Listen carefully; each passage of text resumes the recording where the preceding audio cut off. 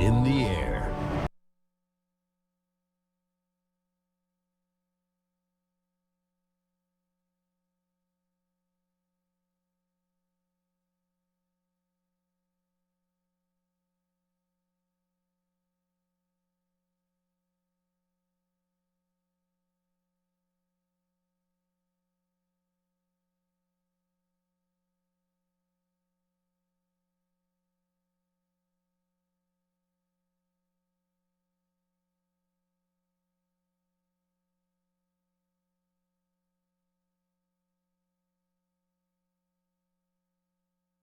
Summer lingers.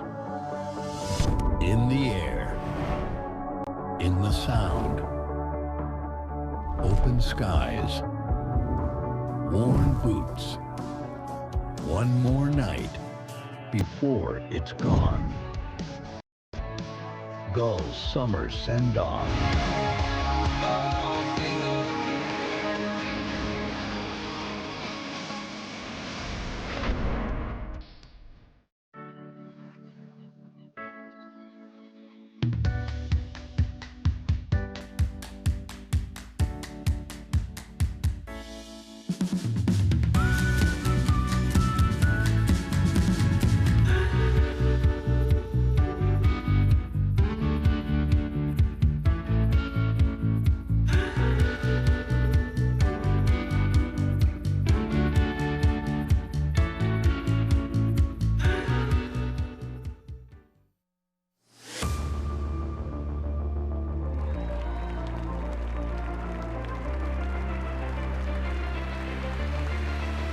The Gulls take game one. And he's looking for the strikeout to put an exclamation point on this series, and he does. And for the first time in franchise history, the Sylvan Lake Gulls head to the WCBL championship. There will be a new WCBL champion this season. That's got a chance. Or a home Where run. is it going? Good Is it night. enough? Yes, it does. Marcus Abelhosen with the walk-off homer. The Sylvan Lake Gulls have got the dog off their back. They are headed to the WCBL championship final with an 8-4 win.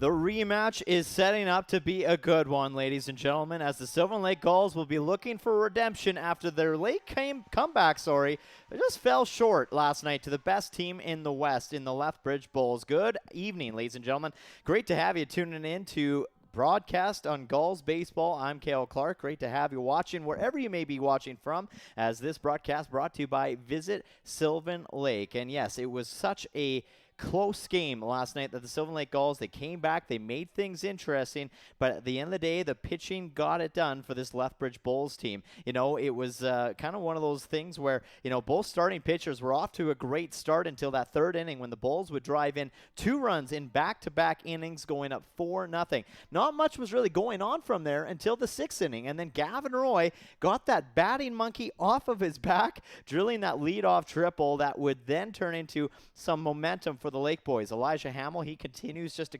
dominate at the plate and hit bombs for a living with a 2-run homer that made things interesting, bringing it to a 4-3 ball game. But however, as I mentioned, the Bulls pitching staff just got the job done and held out for the victory. Now, earlier on today, we were looking right before this game, we did a little bit of a pregame ceremony for both teams because the Sylvan Lake Gulls and the Lethbridge Bulls both sending 5 players to the 2026 WCBL All-Star Weekend in Saskatoon. And there is the Sylvan Lake Gulls getting a picture behind home plate, and those are the 3 guys right there. You got Of course, you got Braden Stewart, Kai Rempel, Maddox Shaver, and Elijah Hamill, Reese Sherman amongst the 5 for the Sylvan Lake Gulls. For the Lethbridge Bulls, they have Caleb Haney, Cardell Dick, Jack Wheatley, Brett Getz, and of course, Lucas Nguyen, who was the pitcher in last night's game that came in for a save to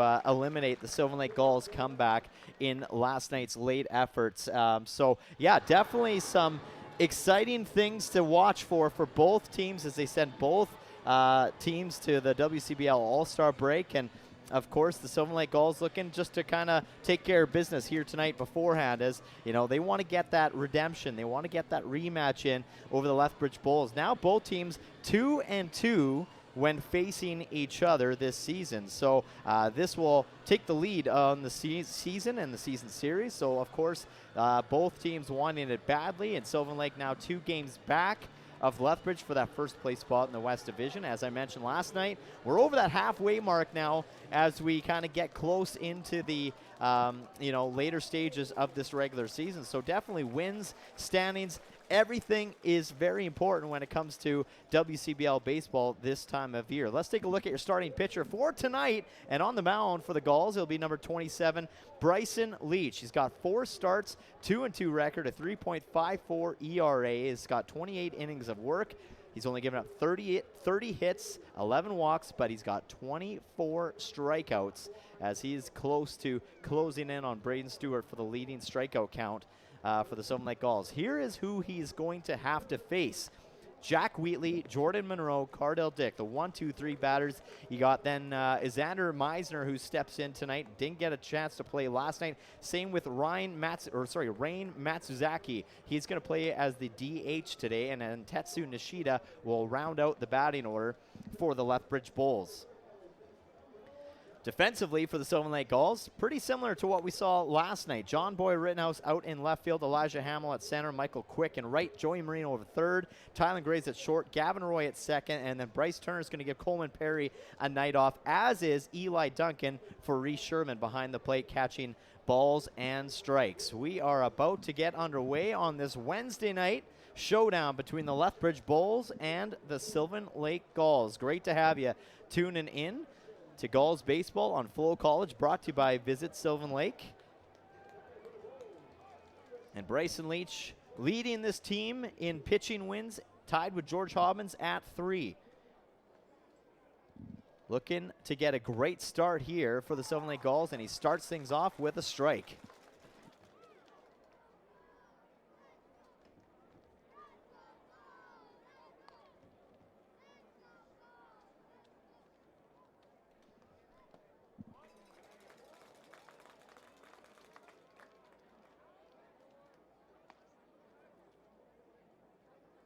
Oh, 0-2 for Bryson Leach. Quickly up on Jack Wheatley. One of the all-stars for the Lethbridge Bulls, a former Sylvan Lake Gull, played with the Gulls a few years ago.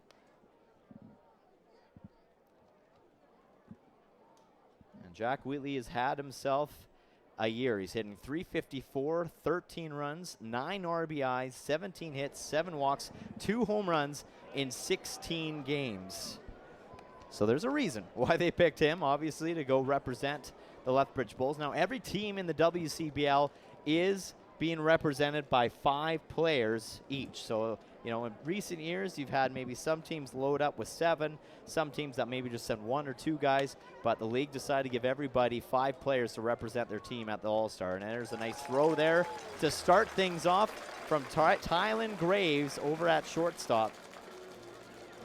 And you know what? I think there's a lot of other guys that could have easily made the All-Star break as well, like Tylen Graves himself. He's a great shortstop for the Sylvan Lake Gulls team. Another guy that, you know, might have been a little bit of a surprise, but it's maybe because, you know, he's starting to get the bat going now, especially he's been playing really hot as of late, is John Boy Rittenhouse for the Sylvan Lake Gulls. So I think if I was to pick, I would definitely, if there's additional guys that could go, those 2 would be my next in line to definitely go represent the Sylvan Lake Gulls. So let's bring up Jordan Monroe for the Bulls, the number 2 hitter in the lineup. It's 1-1 count.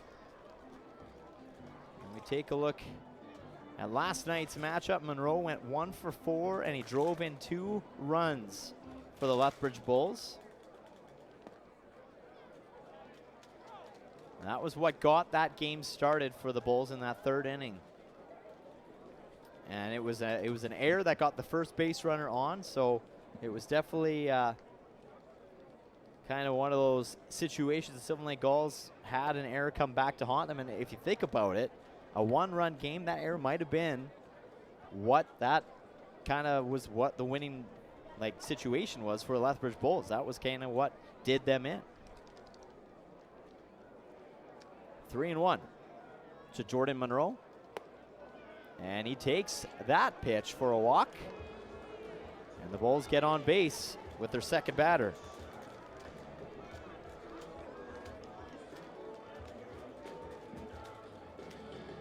Monroe does such a good job to get on base this year. He's got a 444 OBP. That's his 4th walk on the season. So that'll bring up Cardell Dick. He went 0 for 4 last night. And it was really good pitching on both sides to start the game last night as Cardell Dick rips this into left field. Settling underneath of it is Rittenhouse, and he'll make the catch for out number 2. Great grab there by John Boy, as this was pretty good contact. A pop fly to deep left field, and John Boy settles underneath of it, makes the grab. That'll bring up Lee Matsuzaki. And Matsuzaki went 0 for 4 last night as well. And as I was mentioning, the pitching was really good for both teams. Sylvan Lake, it was Mason Little that got the start yesterday. Pretty good start. Yeah, he got in a little bit of trouble, walking a couple guys, hit, a couple hit batsmen. But it was kind of that error that kind of gave the Bulls a little bit of that extra boost, that little bit of extra energy. And then they drove in and cashed 2 runs in. And then the very next inning, Will Turner crushed it to that opposite field homer to go up 4-0 for the Lethbridge Bulls. But then after that, pitching was strong for Sylvan Lake. And it was really strong for, the Lethbridge Bulls as well. It was Graham Thiessen that started for the Bulls last night. And Sylvan Lake took 6 innings to finally get him figured out. A couple hits here and there in the process, and the runner is on the move here with a nice throw there, and they got him. Eli Duncan picks off the runner over at second, and the Sylvan Lake Gulls go 3 up, 3 down. Just like that.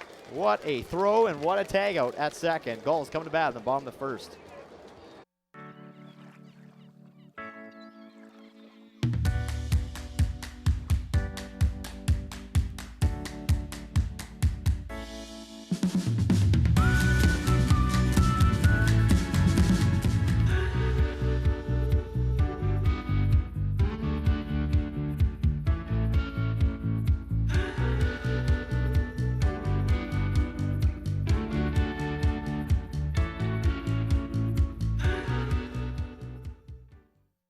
Summer lingers in the air, in the sound, open skies, worn boots, one more night before it's gone. Gulls summer send-off.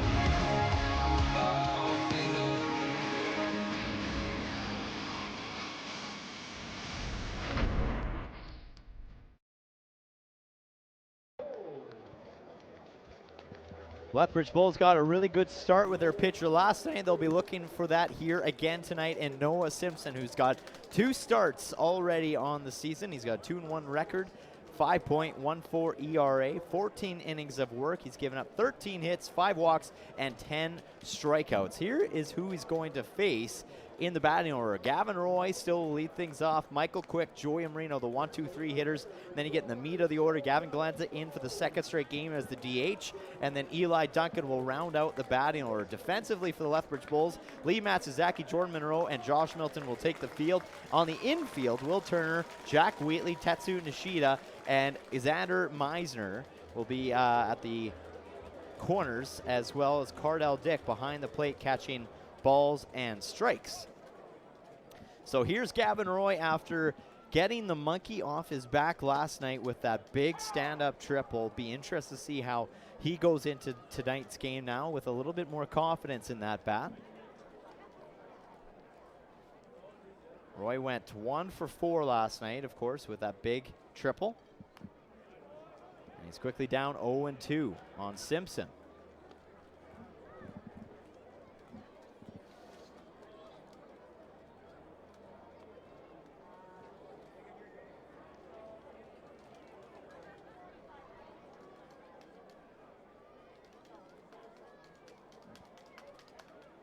Roy fouls that back. 0-2 to stay alive. Sudbury, Ontario kid goes to Washington State University. Again, great to have you tuning in, ladies and gentlemen. You're watching Gulls Baseball on FloCollege, brought to you by Visit Sylvan Lake. Early stages of this ball game in the bottom of the first, still scoreless, still looking for our first hit of the ball game. Gavin Roy leading things off for the Gulls, and he'll punch this to Xander Meisner, who will just grab it and tag his bag for out number 1. Good play there by the Bulls infield. A pretty routine play as that ball hit weakly towards Xander Meisner. So that'll bring up Michael Quick. Went 0 for 3 last night. Got on base due to a walk.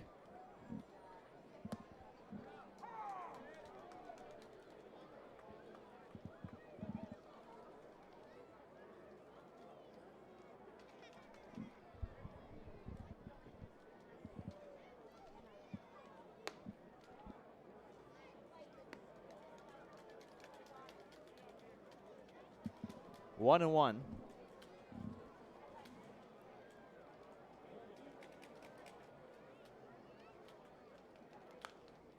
Quick will cut that off. Foul. Into the patio it goes. A couple people not watching. Always fun to watch people's reactions when the ball goes up foul and it lands near them. That when they're too busy visiting, that can happen.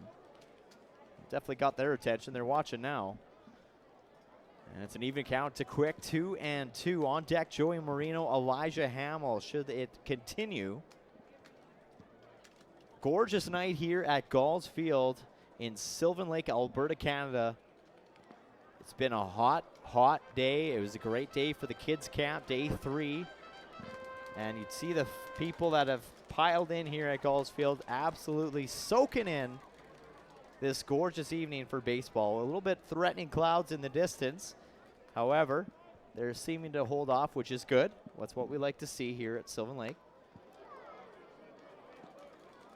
And maybe that storm threatening in the distance might just foreshadow what we're going to see here tonight between the Bulls and the Gulls. A very important big game here between both clubs. Sylvan Lake obviously wanting to split this 2-game series with Lethbridge. And Michael Quick hits it pretty good to left field going back towards the track, and it's going to land. A stand-up double for Michael Quick. Now, I'm not sure what was going on. Lee Matsuzaki kind of looked like he was slowly jogging underneath of that ball, like he was just kind of almost, I don't know, toying with it a little bit. Not like, I don't know if he had a beat on it, but he wasn't sprinting like he was going to be late on getting to that ball, and then that ball must have just kept carrying, and he just misjudged where that ball was going to land. So give that a hit to Michael Quick, a 2-run shot that stays in the park.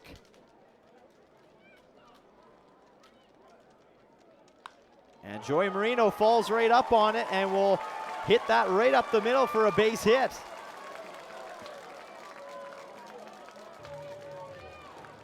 So runners on the corner now. Gulls getting some batting momentum early in this ball game, something that they haven't had last night. And things are looking promising for the big bat coming to the plate. Elijah Hamill with just one away. He absolutely turned on one last night. There's a no-doubter clearing the right field wall.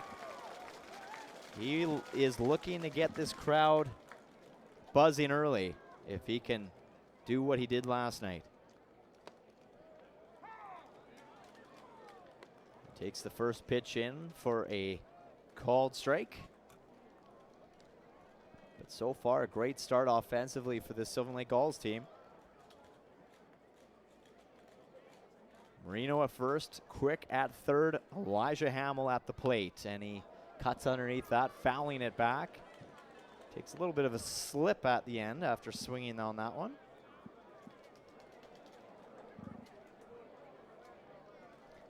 Elijah Hamill doesn't swing lightly. It's all or nothing with this kid. And when he connects, it's usually coming at you fast or it's flying over you.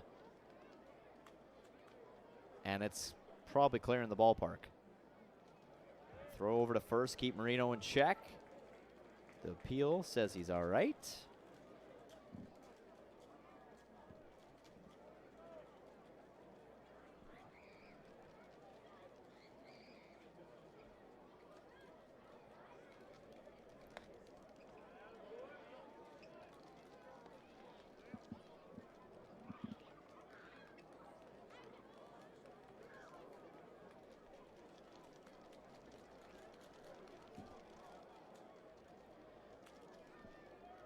One and two, and that is in the turf for a ball.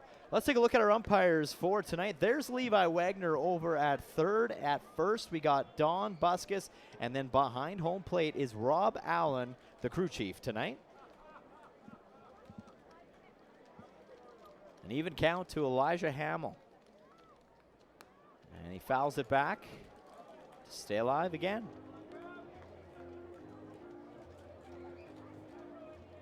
Guy you got to be oh so careful with when you're facing in that batter's box.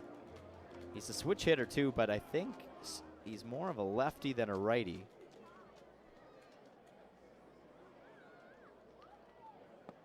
And he watches that go by, a close take to bring the count to full.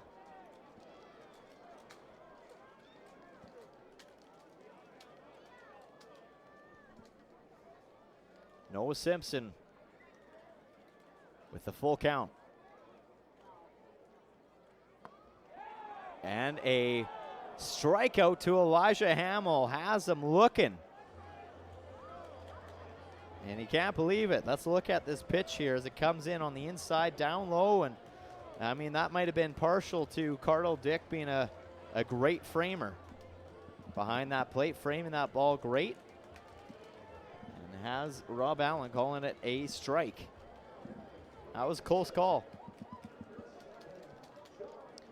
Might have been just slightly below the knees, but Cardell Dick framed it well. And now John Boy Rittenhouse looking to cash in some runners for the Gulls' first lead of the ball game. 2 down. Rittenhouse went 1 for 4 last night as well. Had a double, and then he got thrown out trying to take an extra base, and he hits this line drive right to Matsuzaki, and that's over his head as well. This will drive in 2 more runs. Sylvan Lake Gulls, John Boy Rittenhouse gets the party started with a 2-run double.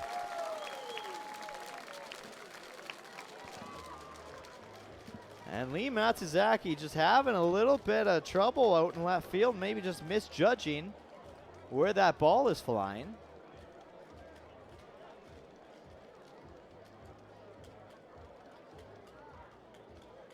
And that's twice now that Lee Matsuzaki has just kind of lost the ball off the bat. So we'll keep our eye on that. Maybe it's just being in left field, and with the wind, maybe the wind's carrying that ball a little extra further.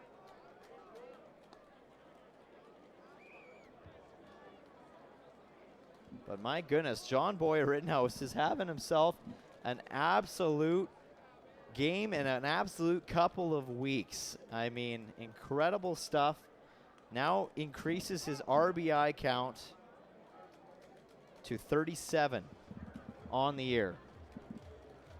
And again, I know they probably picked the All-Stars a little bit ago, but my goodness, the way this kid has been playing as of late sure probably made it tough for whoever was picking these players to go to the All-Star break for the Sylvan Lake Gulls.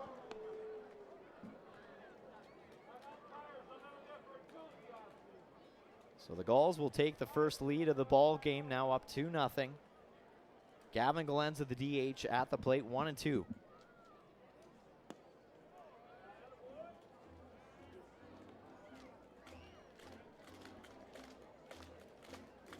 And again, John Boy Rittenhouse, I mean, he hit it hard, he hit it good. Looked like a line drive, looked like it could have been a ball played by left fielder Lee Matsuzaki, but managed to still fly over his head.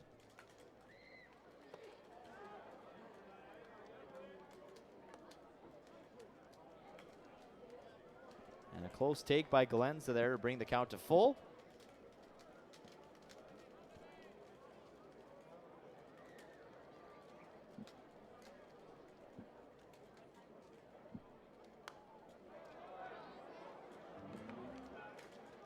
Galenza fighting that one off.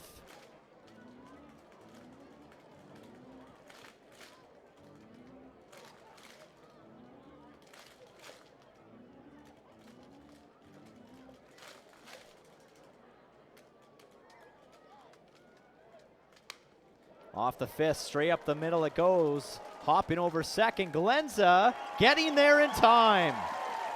Beats out the throw.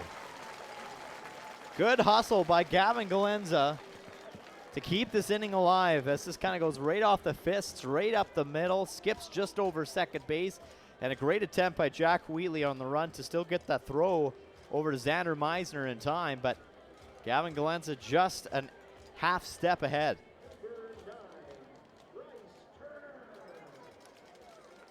So 4 base hits for the Sylvan Lake Gulls in this first inning, a much better start to this ball game offensively for Sylvan Lake.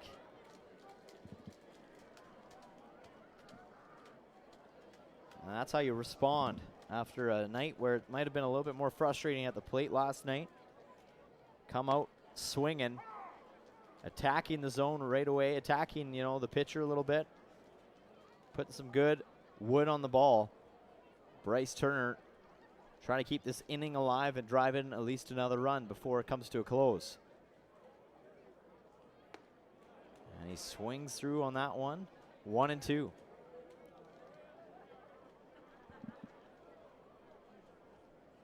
Turner hitting .261 coming into tonight's matchup. He's got 10 RBIs on the season and 1 home run.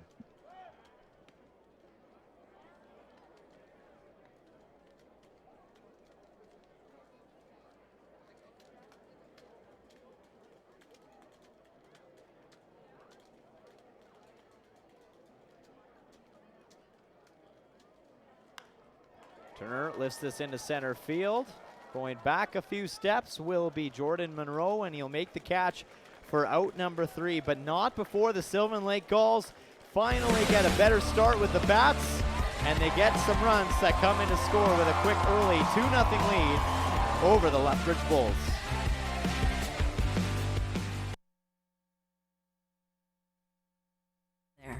Helping Canadians find the extra space they need to grow and to create new memories. Sentinel Storage. Try 4 weeks free. Details at sentinelstorage.ca. For over a century, we've been more than just lawyers. We're your neighbors, your friends, and your strongest advocates. With 15 locations across the prairies, we're everywhere you are. Stringham, your local lawyers. Have you ever wondered if there's one thing that connects people from across our province? Something that connects the coffee shop to the spray park, or the brewery to the rodeo, the campground to the sports field. It's pretty amazing when you think about how it's all connected, because it truly is, and it's all we think about, so you don't have to.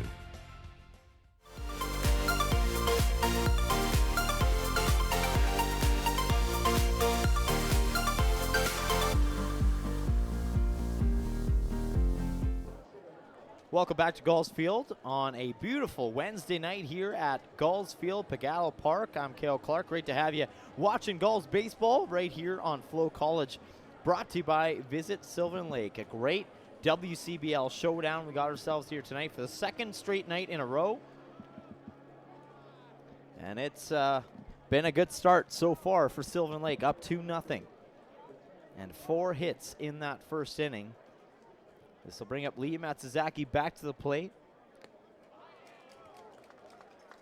He ended that first inning at the plate, but Jordan Monroe getting picked off at second was what brought that inning to a close, so he'll get a reset count.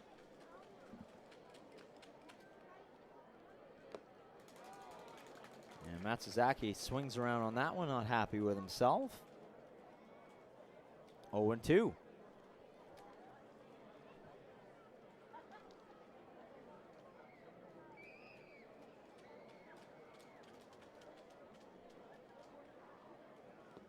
And a strikeout to Lee Matsuzaki as he drops his bat. And I'm just not sure, you know, is it just me? But Lee Matsuzaki just seems a little off tonight. I mean, those 2 plays out in left field and then just the way he was swinging that bat. Not sure if he's injured or if he's, if he's himself 100%, but not something you usually see from Lee Matsuzaki. So that'll bring up Josh Milton, the right fielder for the Bulls.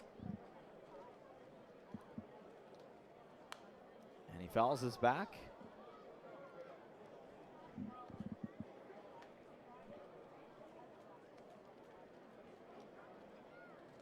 Mason Little had 7 strikeouts last night as a starter for the Sylvan Lake Gulls.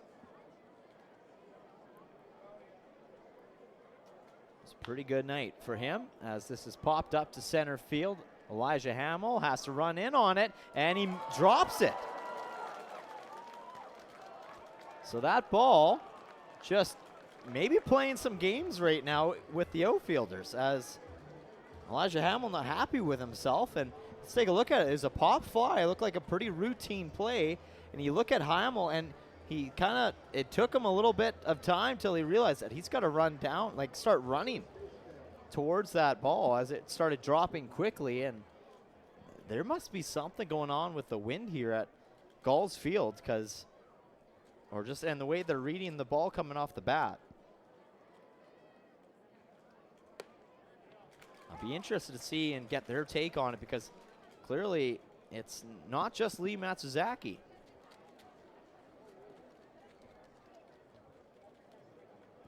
And you know, with the way the overcast is right now with the sky, it kind of a little bit smoky in a way in the air. As this ball's hit pretty good to deep right field, going all the way back. It's going to take one hop off the wall. Throw coming in to Tylen Graves. He's going to turn and throw it at the plate, and they get Milton home just in time.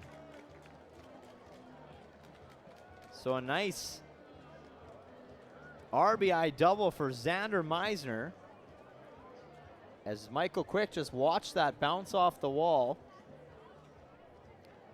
And a good throw. I mean, Tylen Graves got it there, just a second too late.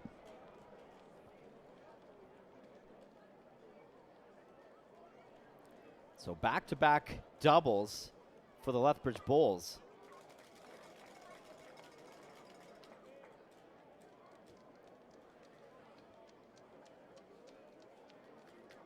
As they're not going to credit Elijah Hamill with an error on that first play. They're going to give Josh Milton a hit.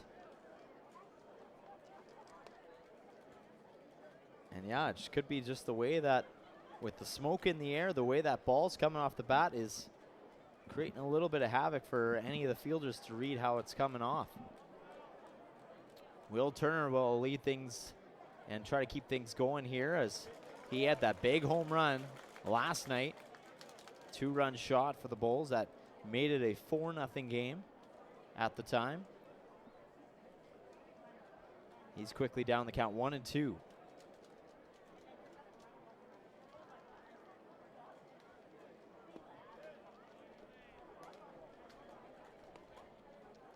One away here in the Top half of 2.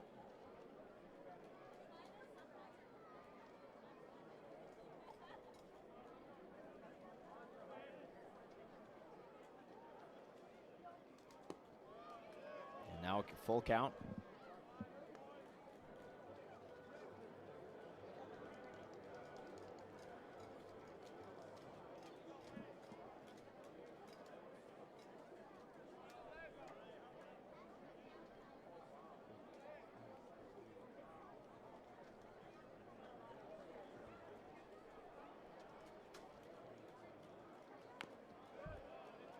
Half swing checked.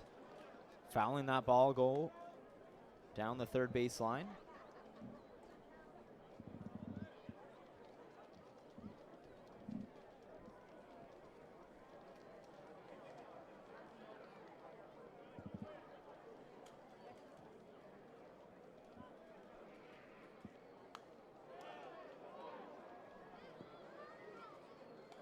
Good at bat so far for Will Turner.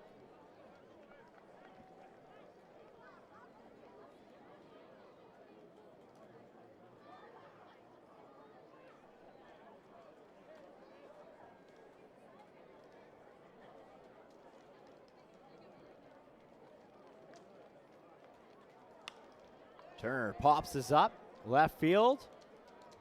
Settling underneath of it is John Boyer Rittenhouse. Makes the play for out number 2. Seemed like he had no issues with that one.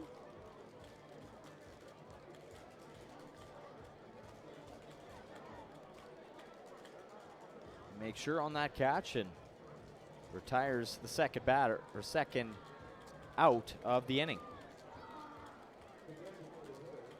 That'll bring up Rain Matsuzaki, the DH for tonight. Didn't play last night. Coming in and looking to help out with his team. He's the brother of Lee Matsuzaki, and Rain coming into this game is hitting 162, 7 RBIs in 37 at-bat appearances.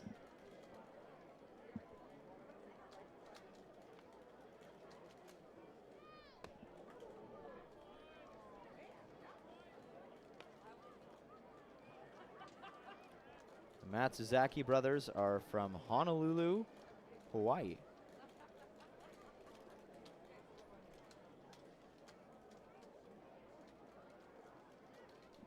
What a place to grow up, that's for sure.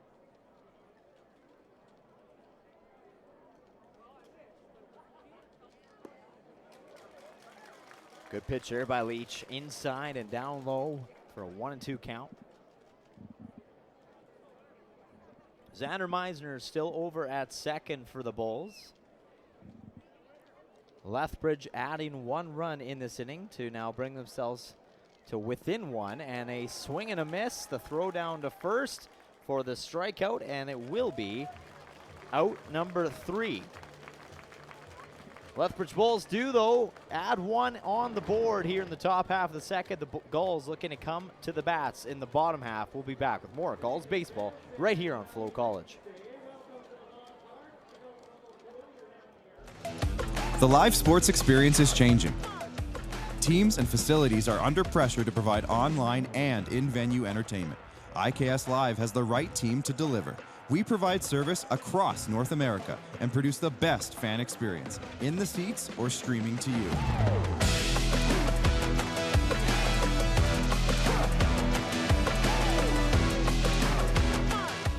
IKS Live continues to bring you the best seat in the house.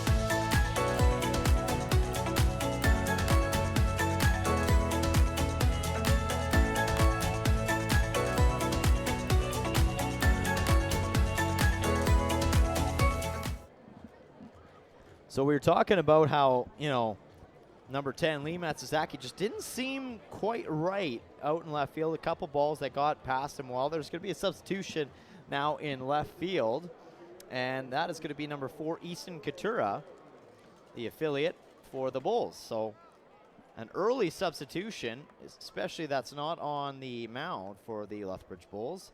Don't see that very often. So hopefully, of course, Lee Matsuzaki's all right, and there's nothing physically wrong as this ball is grounded over for out number 1. Great play there by Will Turner to throw it over to Miser in time.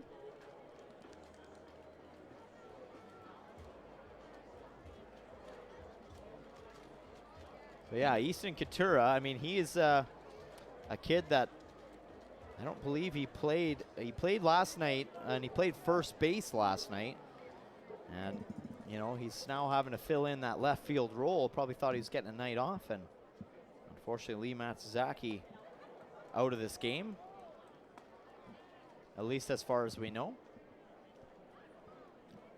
I would think that Easton Katura will also fill in for his batting role as well.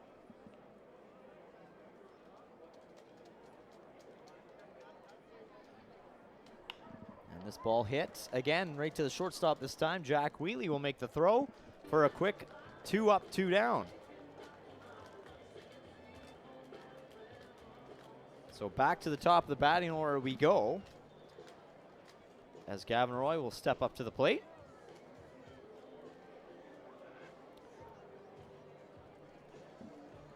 Routine plays there by the infield. First it was Will Turner, and then that time Jack Wheatley making the long throws over to first in time.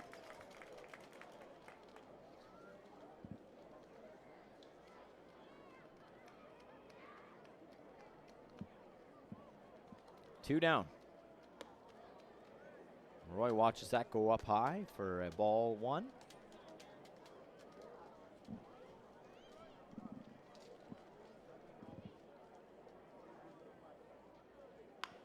Roy hits this on the ground right to Jack Wheatley, scoops it up, makes the throw in time for out number 3. So an efficient inning this time for Noah Simpson, a 3 up, 3 down inning, and the Sylvan Lake Gulls will take to the field as we head into the top of the 3rd next. For more than 40 years, we've been there, helping Canadians find the extra space they need to grow and to create new memories. Sentinel Storage. Try 4 weeks free. Details at sentinelstorage.ca. For over a century, we've been more than just lawyers. We're your neighbors, your friends, and your strongest advocates. With 15 locations across the prairies, we're everywhere you are. Stringham, your local lawyers. Yo, Dustin, you going? Yes. Can I join you guys? All right, let's go.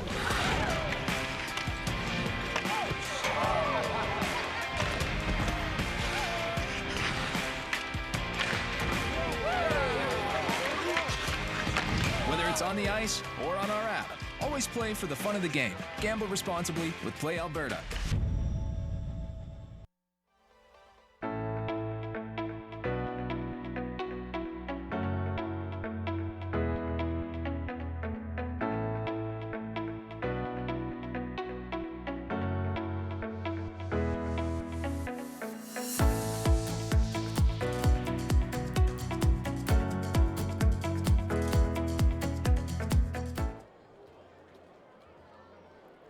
The Bulls just down 1 run here, heading to the top of the 3rd inning. We'll see Tetsu Nishida for the very first time in this series and tonight as well, as Nishida comes in and hasn't had a whole lot of game time against the Sylvan Lake Gulls.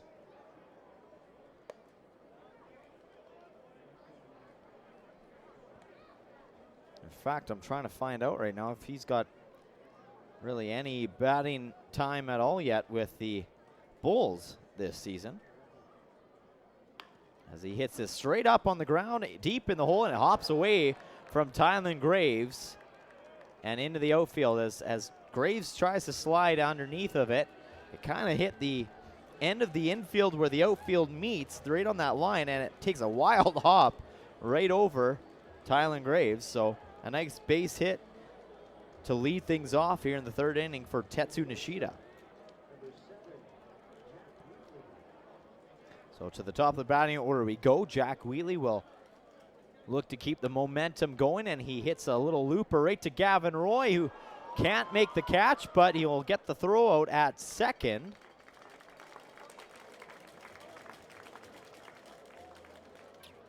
And Jack Wheatley will reach on to a fielder's choice. It's a little bit of a weird play there. And again, that ball playing a little bit of tricks on the fielders. I think there's a pretty good breeze, and it might be gusty, so it's kind of catching that ball flight and maybe just creating a little bit of problems.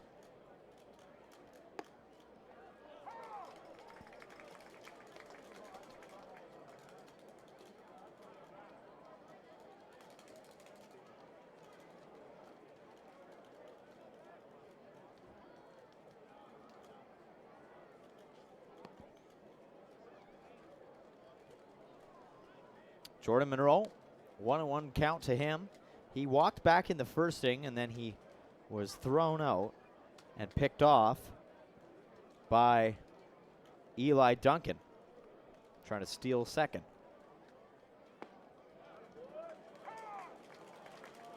He's quickly down the count, 1-2.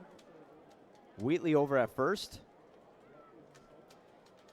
Stay tuned, ladies and gentlemen. We'll have a special guest join us here on the broadcast in the top half of the fourth inning as Jordan Monroe goes down swinging. So third strikeout of the night for Bryson Leach.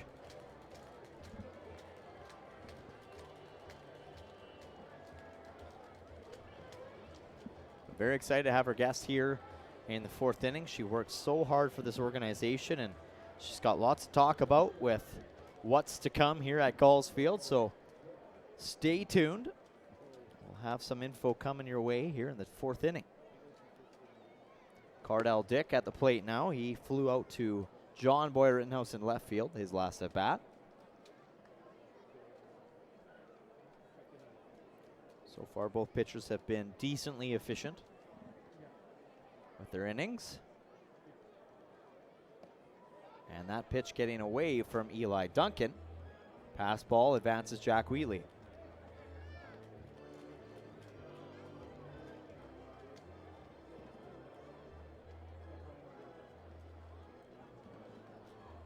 Four hits for the Gulls, just 3 hits for the Bulls so far in this ball game.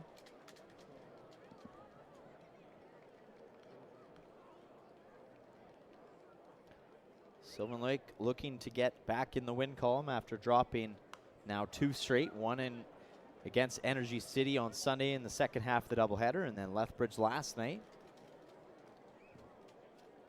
So this is a big game, especially before they go on the road for 3 straight in Fort McMurray. A team that's been struggling, and you know Fort McMurray's probably going to be hungry, looking for a win. This ball barreled pretty good, going deep left field all the way back. It's out of here. Cardell Dick with a 2-run shot over the left field wall has just given the Lethbridge Bulls their first lead of the ball game.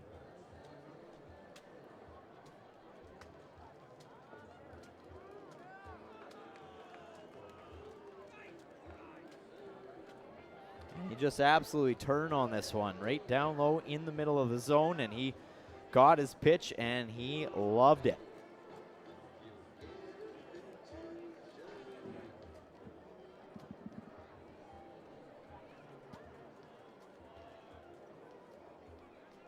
So that'll bring up Easton Katura, who, as I mentioned, came in replacement of Lee Matsuzaki. And I could tell after that last at-bat from Lee Matsuzaki, just something wasn't right. The way he swung around, it almost even maybe looked like he tweaked something with how hard he swung. Not sure, or if maybe he's just not quite all there tonight. I don't know. Something might not be feeling right. So they bring in Easton Couture early on and see what he could do with the bat. He played, as I mentioned, again last night. He was the leadoff hitter. He went technically 0 for 1. He had 4 plate appearances. He got on base 2 different times. And he came around to score once. Bryson Leach just starting to run into a little bit of issues trying to get that final out here in the 3rd inning.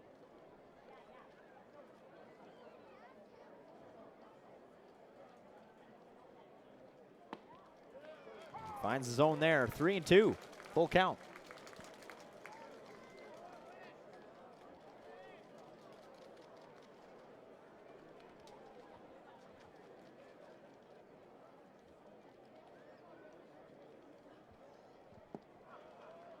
And he's going to walk Easton Coutura as this inning stays alive for the Bulls.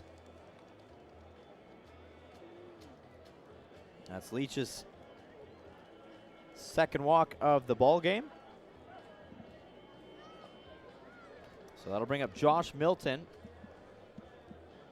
who's a dangerous batter for this Lethbridge Bulls team, leading this team with 26 RBIs.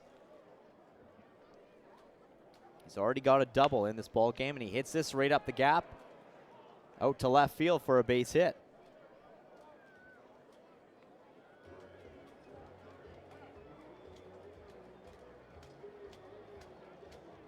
Just kind of looking down towards the dugout now. We'll see Matt Hape come out for a meeting on the mound.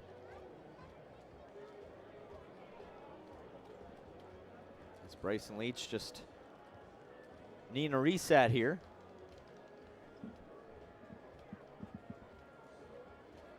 Leach with the most innings pitched as a Sylvan Lake Gulls pitcher this season, running a little bit of troubles here in the 3rd.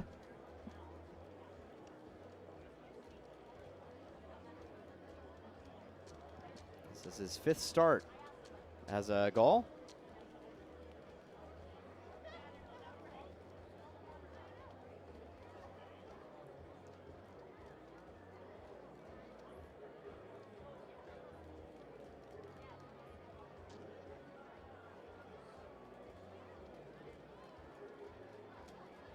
And Rob Allen coming all the way to the mound and had to stand there for a couple more seconds till Matt Hape went back to the dugout. So Matt Hape taking full advantage of as much time as he possibly could get out of that meeting, and no warm-ups just yet in the bullpen for the Sylvan Lake Gulls, as they're gonna probably try to give Bryson at least one more inning after this if they can, depending on how he does here with this bat.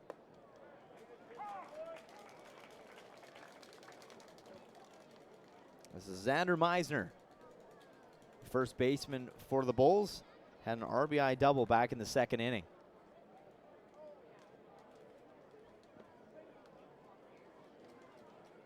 Good stop there by Eli Duncan in the turf.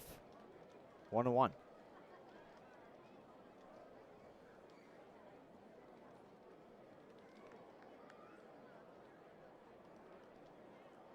Runners at 1st and 2nd for Lethbridge, and now a 1-2 count to Xander Meisner.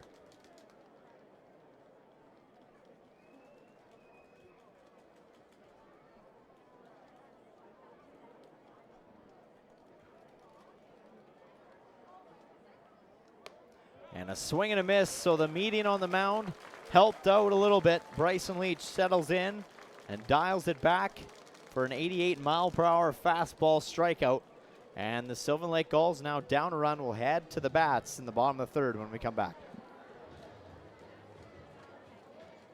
This July, the Okotoks Dogs and Baseball Canada will host the Road to Okotoks and the Morneau Cup National Championship at the Seaman Stadium Complex from July 14th to 19th. Come watch the top 16 youth baseball teams from across the country. These are the future stars of Canadian baseball, tomorrow's collegiate standouts and professional players, all chasing a national championship. Don't miss a week of elite competition, unforgettable moments, and the future of Canadian baseball in Okotoks. Get ready for the sweetest baseball event in Canada. All the very best players from around the WCBL will be in the very best city for the 2026 All-Star Weekend. Don't be sour. Get your tickets to the summer's biggest baseball event now.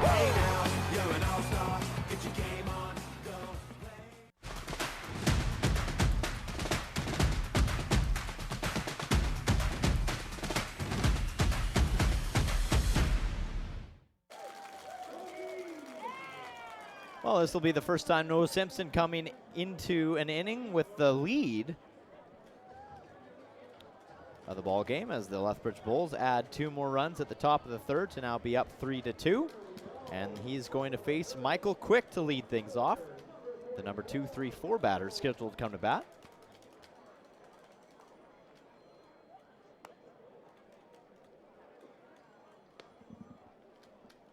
Quick with that double back in the first. Joey Marino had a base hit as well.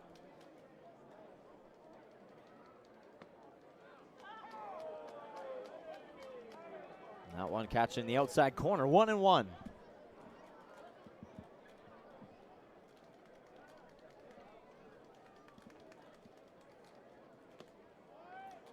And Simpson keeping pretty much everything to the outside away from Quick.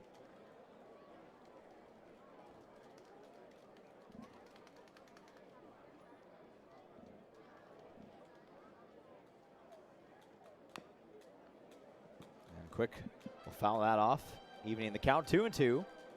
Kid from Oshawa, Ontario, goes to Bradley University in the winter.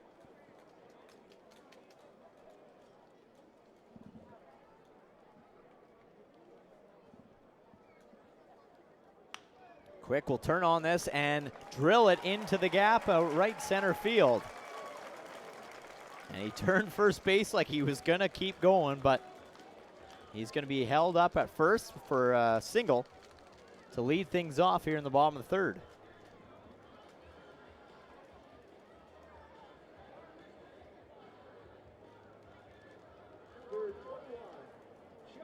So that'll bring up Joey Marino, who had a base hit also in the first inning.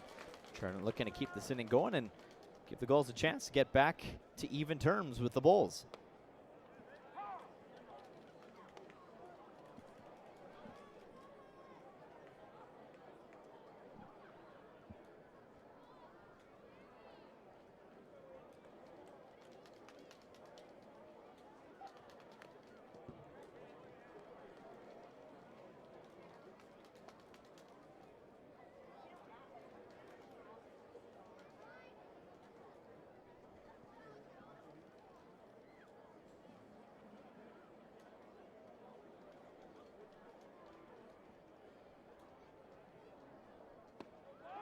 And a looking strikeout on Joey Marino. Great pitch there by Simpson. As we take a look at this replay, keeps it down low and right at the knees. So that'll bring up Elijah Hamill, who's used to that. He got caught looking his last at bat for a strikeout.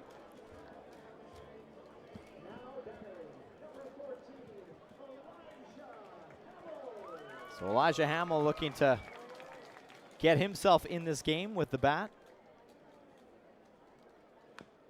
Hits this right off the foot, and it's going to be called dead.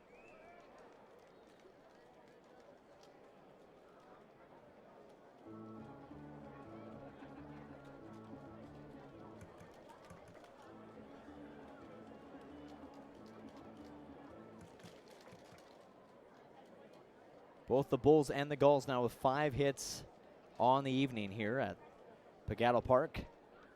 And Hamill drills this right to the third baseman, but they can't get the double play as Will Turner makes a great grab at the hot corner. Michael Quick, good heads-up play there to get back in time.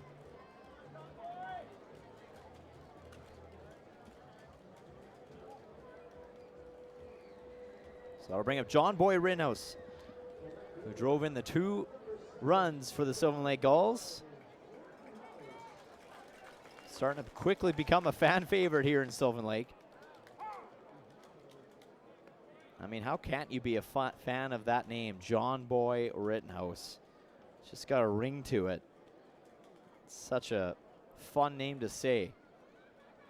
Even the guys in the league, as Rittenhouse grounds this to Turner, will throw it over to first, and it'll be in time for out number 3. So just the 1 base hit leaves Michael Quick stranded. The Gulls still down 3-2 when we head into the top of the 4th. Hey baseball fans, make sure to stay up to date with your favorite teams across the league by subscribing to the WCBL YouTube channel right now. We have tons of free coverage for you over there, including daily highlights, full archived game broadcasts, daily game day previews, plus the WCBL report with myself and Joe McFarland every Wednesday. It's all in one spot, the WCBL YouTube channel. Subscribe today.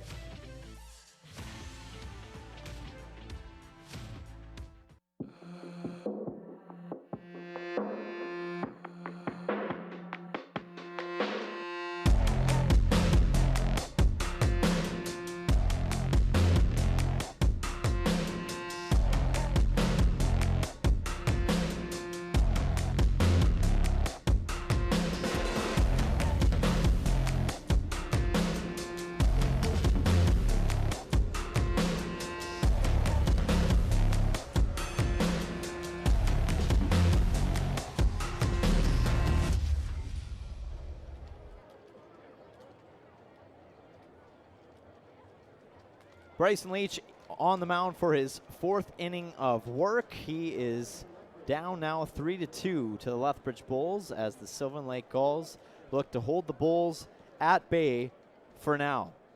Leading things off here for the Bulls will be Will Turner, who made a great defensive play in that last inning.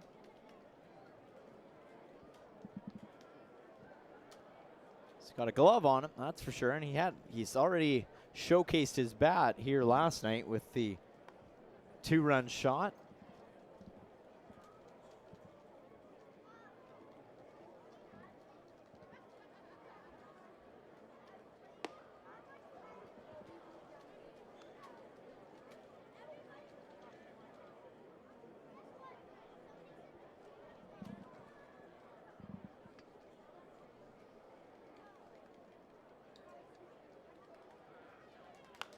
Turner hits this off the fist. It's kind of trailing in the outfield, but good wheels there by Tylen Graves to get there in time and make out number 1. That hit went right off the fist, and then Graves actually kind of almost overran the ball. Had to reach back a little bit, making the catch.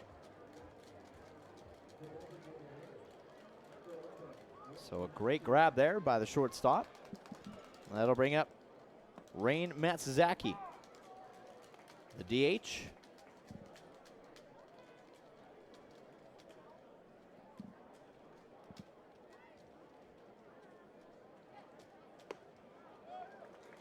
He's quickly down, 0-2 in the count. Again, we'll have our guest here join us in just a short moment. She's looking like she's ready to come in here any minute, so we will get her in here in just a moment.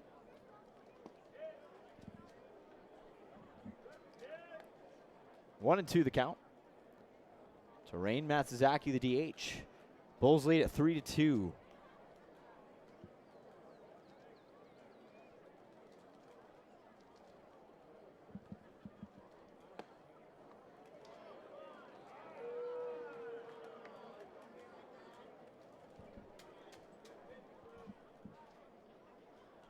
Even count now, 2-2 to Rain Matsuzaki, the DH.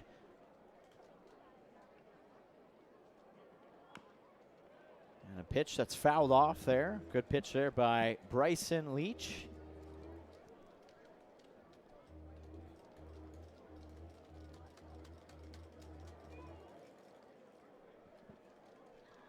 Again, even count. Bryson Leach kind of battling right now, and he finds the zone to strike out Rain Matsuzaki for out number 2.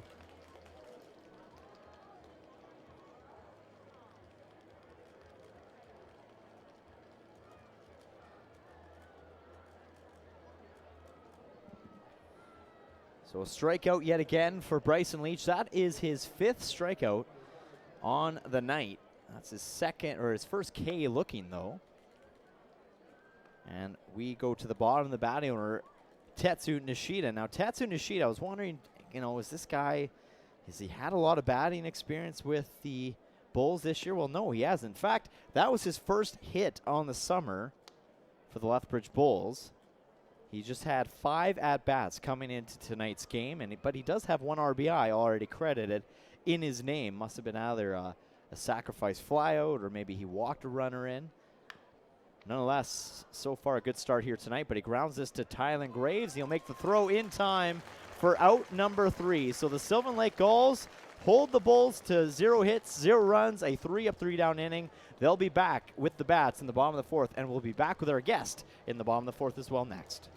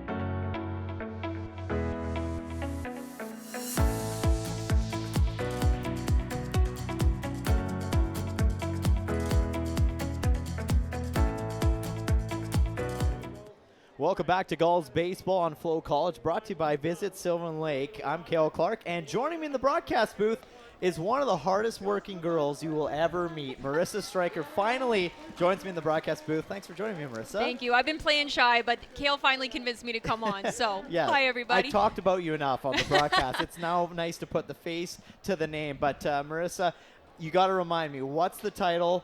I don't want to sell you short because you do a lot with this organization. For sure. Well, actually, it was in review this past season, and I said, I really want to be director of miscellaneous because I don't even know what I do. But they went with director of community relations because I do pretty much everything that isn't baseball because all the little things, the school visits, the parades, There's everything a lot. outside. There's a lot of behind-the-scenes work that nobody really kind of gets to understand. So I'm glad you joined me because that's what I want to talk to you about is all the behind-the-scenes stuff that you do with this organization. I mean, like you said, the school visits, the community stuff. You're like a public relations girl, of course. You know, a lot of people deal with you on a daily basis. The groups that come in, too, do you have a lot of part with the people that come in to do, you know, concourse setups and things like that as well? Is that also in your title? Absolutely, yes. Yeah. So we have the game day sponsors coming every night. Tonight is Service Credit Union. We were supposed to set up a tent, but you got to go with the flow in this stadium because there is a lot of wind that comes through. It's like a wind tunnel at times. It can be. It can be. Yeah. So they've got all these clappers. I don't know if you can hear it on the broadcast, but we sure can upstairs. It's wild. And then we also have our Provincial Vodka Crush It patio in which we do the group bookings a lot there too. So, I mean, for instance, next week Eagle Builders is coming and they bought out the entire section. Tonight, I think we have 6, 7, 8, up to a dozen groups in there from minor baseball teams. We have Build Central Alberta. We've got all these fun groups coming out for staff appreciations, year-end wrap-ups, birthday parties. I love it. And Lots I also going love that Bryce Turner just hit a base hit there in the left center field. Gavin Galenza did strike out just earlier, but the Gulls are on base yet again here, trying to look to tie things up here in the bottom half of the 4th inning. No, but that's great. I mean, the groups that come in, I do know Eagle Builders are out of Black Falls, and they have a huge staff line. They can make a park pretty full pretty quickly with the amount of staff that they bring in. This is Tylen Graves now, who grounded out to third his last at-bat, looking to keep the momentum going in the right direction. And we will talk about something else here in just a moment after Tylen Graves sees this pitch, and he takes it for a ball 1. Now, Marissa, you're also, you know, busy with all this out of, small stuff, the things that are, not on the field but behind the scenes. You're also getting ready for a very big party at the end of the summer as well, and that is, of course, the summer send-off. And we see Tylen Graves absolutely lift this into right center field, and that is going to send Galenza over to third as Graves gets to second. They're sending Galenza home, and this game is tied. Bryce Turner, my apologies. Bryce Turner's the one that comes home to tie this ball game, but Tylen Graves with a RBI double. It's quite an intro for the summer send-off right there. Yeah, it is an intro. I think he heard us. He's getting excited, and he said, "Party?" What? Yep. But let's talk about that quickly. Yes. Summer send-off. You're in charge of it this year. What can fans expect out of this? Absolutely, yes. So this year it's a little different. So this is our 3rd year doing it. The previous 2 years we had a focus on country music, but this year we're switching things up, and we are bringing in 3 cover bands. So we have an ABBA revisited tribute band to ABBA, of course, and then the Hip Replacements, which are covering the Tragically Hip, and then our 3rd and final act will be Power Up, which is an AC/DC tribute band. And that powered up Eli Duncan because he just got hit with a ball and he'll advance over to first. So that's probably feeling a little bit of a sting from that one. So, yeah, Tragically Hip, ABBA revisited, and then a Power Up AC/DC cover band. Absolutely incredible. I think that's going to bring a lot of, different vibes to this ballpark. Because, I mean, at the end of the day, everybody loves some good music and the classics, and you get a good mix of those classics this year. Exactly. We have that more kind of light rock, even pop, and then all the way from AC/DC. It's going to be a great spread, so we hope to hit a lot of demographics with it. And even in the age demographics, of course, there's a lot of people that grew up with it. I mean, even my younger sister, she still sings Mamma Mia throughout the house. So I think it'll be appealing for many, many people. And the other part of it, too, is we are doing the Snake Lake Backyard Party. Okay. And so on the right field, we're going to have 5 to 6 food trucks. We're going to have a bunch of local artisan market people. Yeah. And then cornhole and all these different games. So it's going to be a full experience. It's going to be the concert. It's going to be bars in the dugouts. We're going to have another bar brought to you by Snake Lake in the outfield. It's going to be, we're advertising it as the last party of the summer. I love it. Snake Lake, obviously a proud partner of the Sylvan Lake Gulls, pretty much since day one, if I'm not mistaken. They've been a partner for the Sylvan Lake Gulls for quite some time now, and a nice local brewery here in Sylvan Lake. So if you're visiting Sylvan Lake for that summer send-off, make sure you go check them out as well. Great local brewery here in town. But yeah, I love that there's so much to do on a night where you're just celebrating some summer weather. And the last couple of years that the summer send-off's been here at Gullsfield, cross our fingers, knock on wood, we have had some really fantastic weather. Exactly. Yep. We even got some requests to put out some more tents in the outfield because people were feeling the heat. But this year we have just a general admission. So if you had been to our summer send-off the previous 2 years, we had a VIP section, we had a general and a standing, we had all of these different levels of tickets. Yep. But this year we wanted to keep it real clean and simple. We just have general admission, $65 a person. It gives you access to the whole field, but maybe you want to sit in the club seats, or maybe you want to sit on the berm, wherever you want to go. Of course, the suites are available as well. You can't really wander up to those ones. Those are a little bit more of a... Those are a little more private. A little bit. Yeah. But this ticket will give you access to the entire field, the entire experience. I love it. That sounds like a good time. And remind fans where they can get their tickets and what the date is again. It's August which? August 22nd on Saturday. Gates open at 6:30. The first act, which is ABBA Revisited, they will start at 7:30. And then Power Up will be our final act. Actually, pardon me, we do have a DJ that will be playing from midnight to 2 a.m. for those really wild party goers. That sounds like my kind of vibe. Exactly right. So you can get your tickets at gullssummersendoff.com, or you all can also give us a call too. Our phone number is 587-436-4855, and I kind of share that phone with a few of the store girls. So whether you're chatting with me, with Faith, with Lindsay, we'll hook you up with some tickets as well. Good stuff. Well, it is now runners at third and second. Gavin Roy did strike out, so there is 2 down, but that pass ball getting past Cardell Dick is now making it an interesting inning to finish things off here in the bottom half of the 4th inning. It is tied 3-3 between the Gulls, the Bulls, and you got Michael Quick at the plate right now looking to regain the Gulls lead should he keep this inning alive. He'll hit this right on the ground, and it's going to be fouled off, though. It goes off his foot. So the play is dead, and probably a good thing for Michael Quick at that, is that probably would have ended the inning right there, but goes right off the foot. That's got a sting. Like, I don't know how these players do it, Marissa. As soon as you take one off the bat and it goes directly off your toe or your foot, I would probably need a stretcher. I would be like a baby, and I would have to, like, I would run it out like a soccer game. You know what I mean? I'd be rolling around. They'd be throwing out yellow cards or whatever they do in baseball. Yeah, exactly, right? Yeah, 2-1 to Michael Quick. He watches that go by. Now 3-1. And again, we're here with Marissa Stryker. Director of Community Relations. Sounds so fancy, right? That's but again, fancy, Director all of right. Miscellaneous is what I call myself. I love it. Well, you wear a lot of different hats with this organization, and we are definitely so proud and obviously honored to have a hardworking person like you be on this team, because without you, I don't know if this place can really be afloat sometimes, because you do a lot. So thank you for everything you do, Marissa. It's Thanks, incredible. Gail. Thank you so much. Well, and back at you and the team, like you and Scott put on such an amazing show. So I also manage the info at Sylvan Lake Gulls email address. Yep. And I will say to everyone who's listening, watching, thank you so much for your feedback. I've gotten a few emails about Kale, about Scott, about Calvin and his crew, about how top-notch they are. Oh, boy. And I was giving you a break to see if you needed to. No, all good. See, this is my baseball knowledge. Something's moving on the field. I got to stop. Something moving. No, Jack Lee just makes a catch for the third out of the inning, but not before the Sylvan Lake Gulls get the tie and run. And some good base hitting there by Tyler Grace, driving in Bryce Turner. We'll be back with the top half of the fifth when we come back.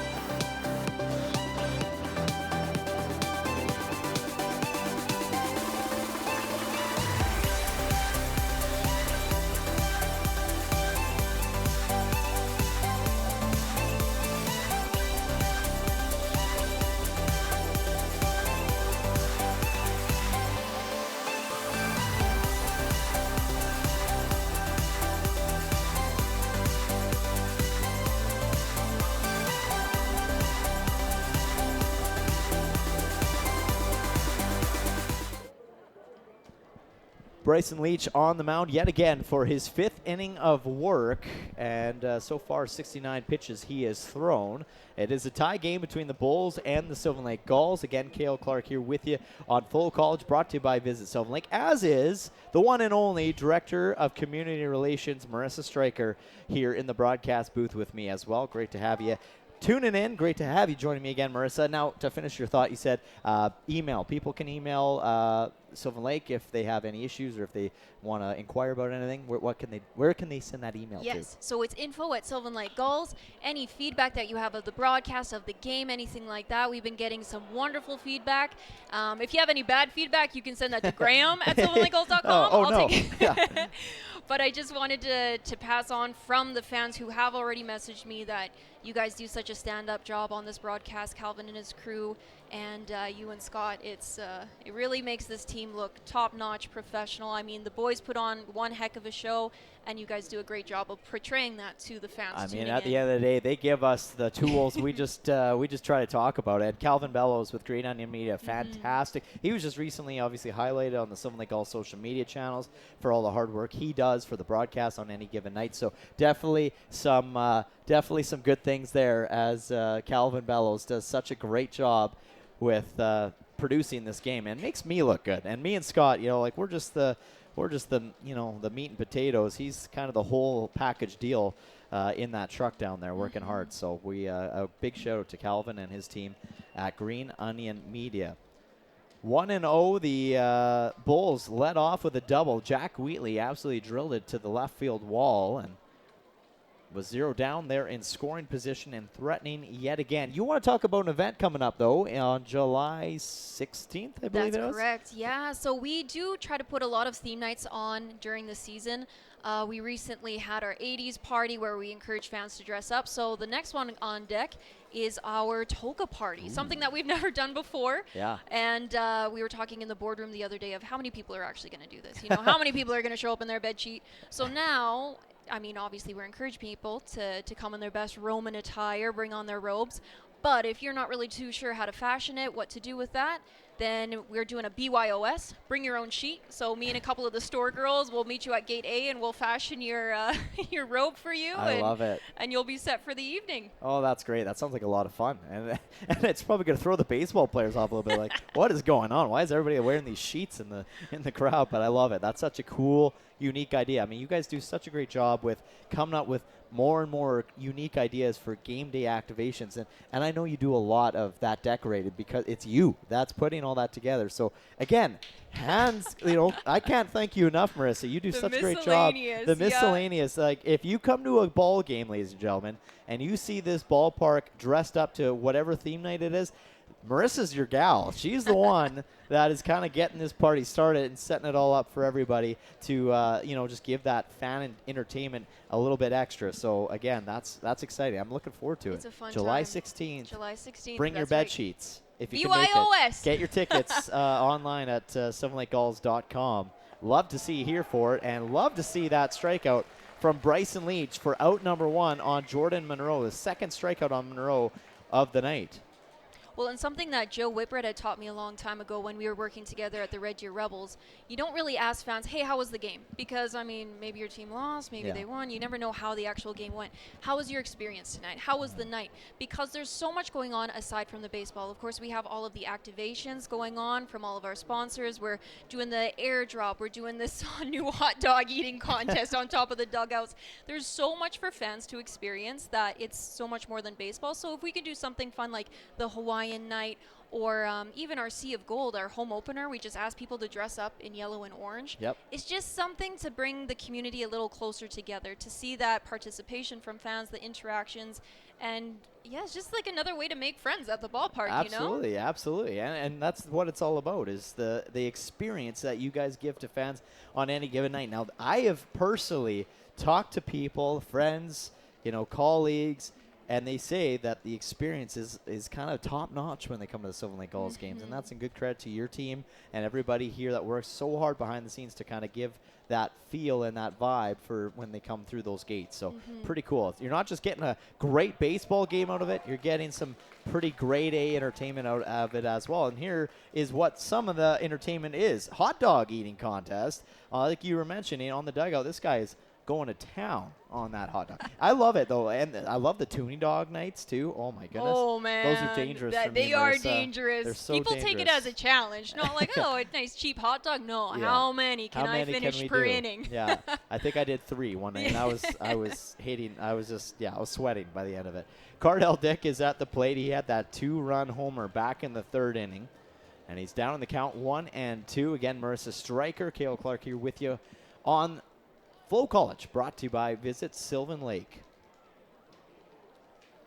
One other event I wanted to bring up, Cale, was this coming Sunday. So we switched it up. We were supposed to be having a game in Spruce Grove, but both games will now be here at Gulls Field. We are also hosting one of our food drives. So we've had one earlier this season, and now this second one is brought to you by BrokerLink Insurance. This is a part of a WCBL initiative that they do every year.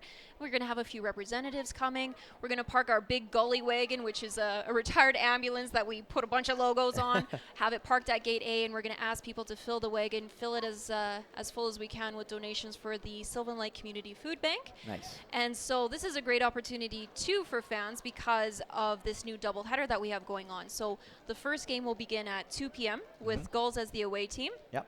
And then we're going to do a 7-inning game. Once that concludes, 45-minute break. So, hey, if you need to run to Sobeys here in town, grab a few more items. You got time. Yeah. Come on back. Your one ticket gives you access to both games. The Nice. second game will commence 45 minutes after the other games. And so we're thinking around 5 o'clock p.m.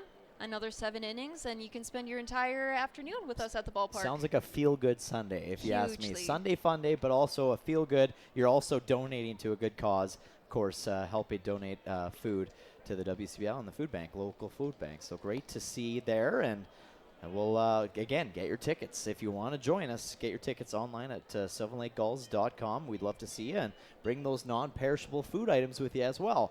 And if you don't, you forget, well, like you said, Marissa, you got a break. You got a break. Right. You can watch the first game and then sneak away and go and grab some groceries and come back fully loaded. So great to see that.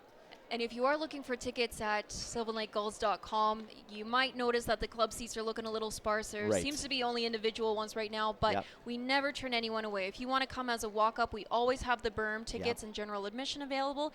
And then there are times, too, where some of our season ticket holders will turn back their tickets like 3 hours before the game starts. So please continuously check back to the website or just come on up, and we'll make sure to find you a spot at the ballpark. Everyone is welcome. Love it. Tylen Graves with a great throw over to Bryce Turner for out number 2. And Sylvan Lake looking like they're recovering well after giving a leadoff double to Jack Wheatley. Now have a chance to retire this inning with Easton Couture stepping up to the plate. And yeah, good point. And that's obviously something that we hear a lot. And I know you've heard it a lot working here and we got a little media on the mound. So this will give us a little bit of time to talk about it. But when people go online, they're kind of quickly turned away because they're like, oh, there's really no seats anywhere. But you take a look at the berms tonight and you look anywhere at the ballpark, there's so much room in this ballpark. And you really can't have a bad seat here at Gulls Field. I mean, you look at it right there, looks like those people are having an absolute blast on that berm, and it fills up pretty quickly. So the earlier you get here, Marissa, obviously better chances you get to pick your spot on the hill as well.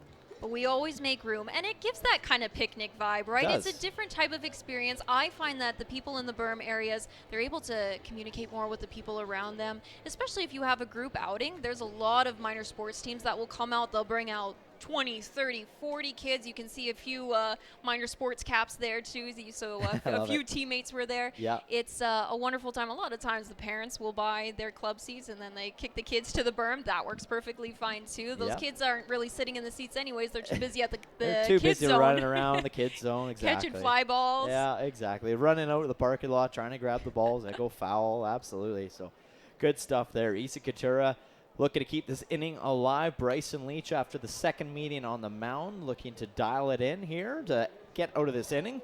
There is a little bit of warm-up in the bullpen for the Sylvan Lake Gulls, as it looks like they're going to send Ryan Kusi to maybe be the next guy scheduled in to this ball game, and there is Ryan Kusi there as he's getting loose. Guys having some laughs in the bullpen, too. It's always a chill time over in the bullpen. I bet they just have a great old time over there, telling stories, jokes, all the fun stuff. 1-2 to Easton Couture, who's playing in left field tonight. 2 down. You really got to be on top of it all, interviewing your guests that come through while watching the game, while watching the bullpen, understanding everything that's going on. Sometimes Calvin in your ear. You know what? I never thought I could multitask, but apparently I can do it a little bit better than I thought. Sometimes, it depends on the day, Marissa. Of course, Calvin will say something and it'll just throw me completely. Not gonna lie, I'm still getting used to the whole thing. But you blame the mic problems. You think by 5-6 years now, a guy would finally start to get it figured out a little bit. But a good young fan going home there with a baseball, love to see that as well. And that's also stuff you get to see here in the ballpark. Just makes you feel so good at the end of the day when you get to watch, people having their nights and days made. And this will make all the Gulls fans' day a little bit brighter with a nice strikeout by Bryson Leach. Well, Marissa, we want to thank you so much for everything you do with the Sylvan Lake Gulls. Thanks for sharing everything, and we look forward to the summer send-off at the end of the summer. Absolutely. Grab your tickets, guys. See you soon. Well, Bryson Leach does it again. Another strikeout goes up on the fence with 2 in this inning. Gulls coming to bat next.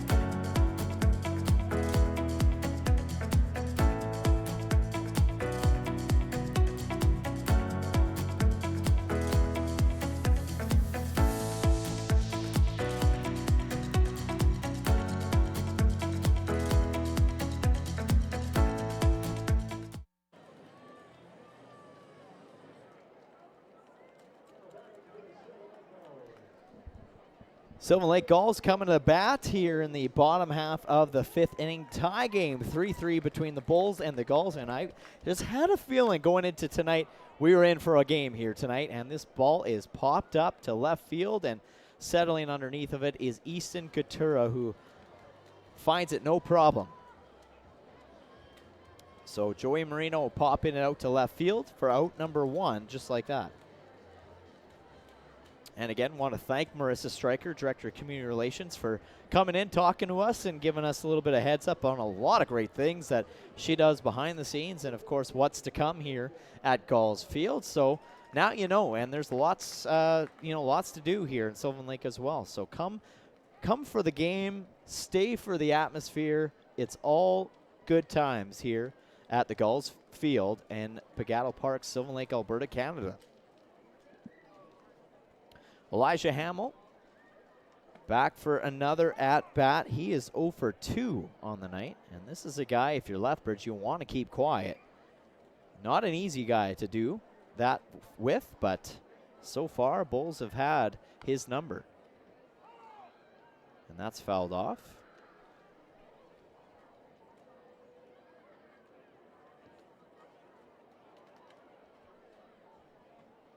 One away, bottom half of the 5th inning. It is a tie game.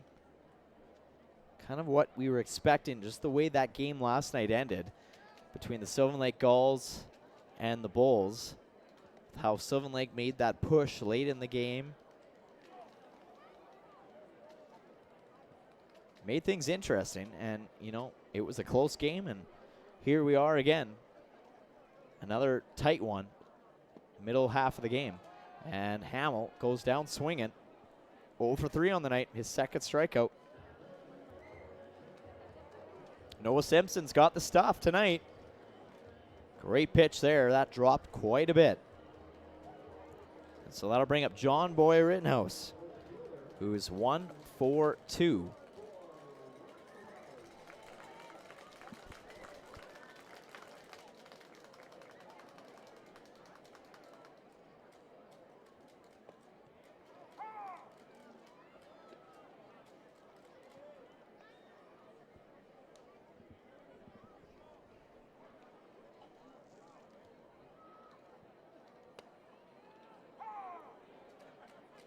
And Simpson quickly up at the count, 0-2.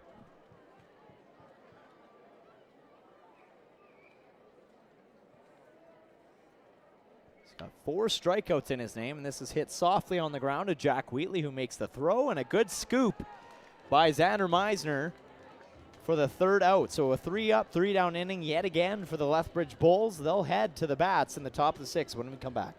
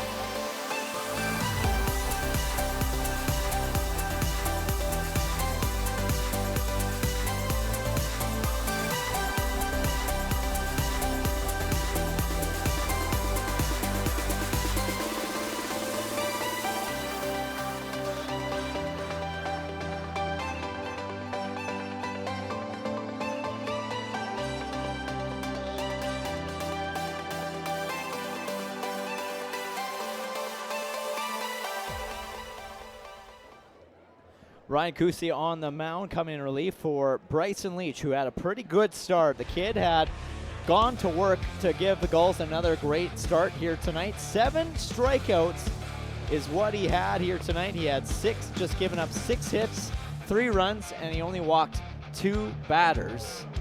So he took care of business for the most part pretty good here tonight. And he was fired up on that last one, of course, rightfully so. So now is Ryan Kusi, who comes in, and if anybody knows Kusi, this guy also knows how to strike out batters with no problem. 24.2 innings of work is what he's had up to date. He's got 15 Ks, a 1.82 ERA. Looking to shut things down. He's got 2-1 win-loss record with 1 save so far this year, and he's going to face Josh Milton, who's been perfect so far tonight at the plate, 2 for 2.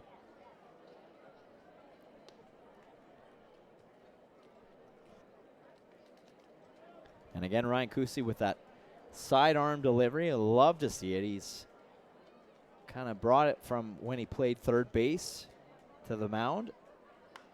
And he will be greeted with a base hit by Josh Milton. So Milton, 3 for 3 on the night. As he lifts this into opposite field. Bulls are a tough team to put away, that's for sure. And that'll bring up Xander Meisner, who is 1 for 2. Struck out in his last at bat.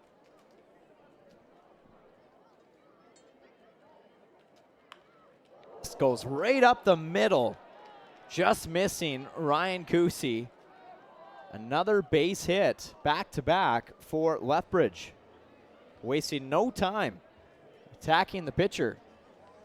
Quite literally.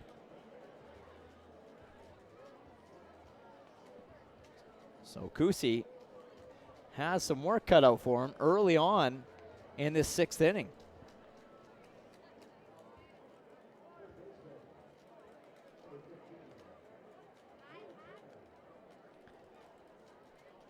Will Turner now.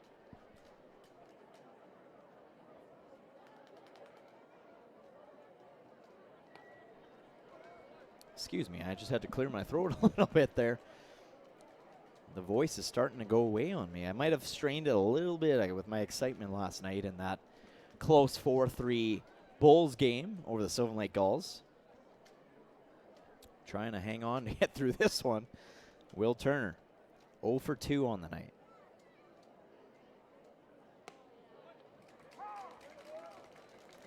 Takes that pitch in for a called strike, 1-1.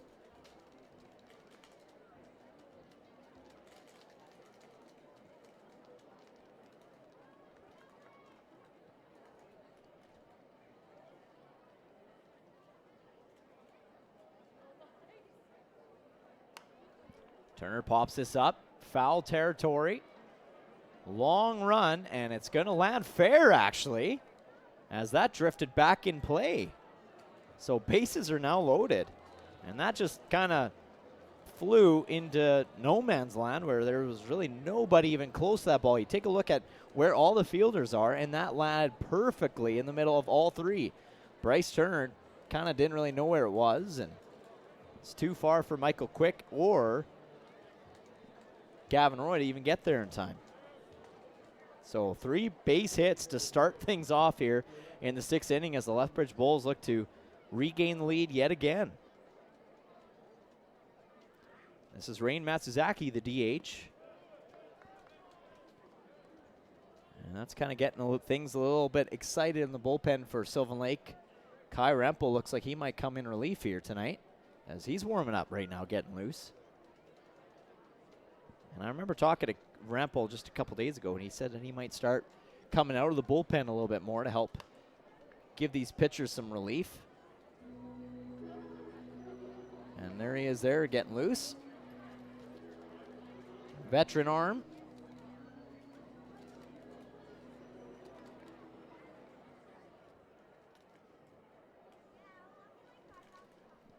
Bases loaded, 0 down. Lethbridge Bulls are putting some pressure on the Gulls. Threatening very much so right now. 1-2 though. Kusi looking to settle in here This would be a huge pitch for Kusi if he can get a strikeout.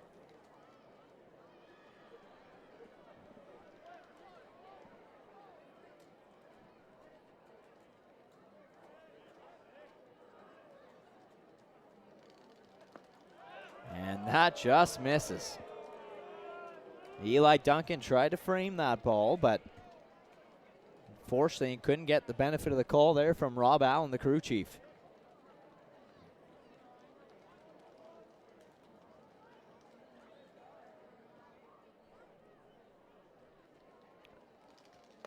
And a strikeout for Ryan Kusi. That is exactly what he needed.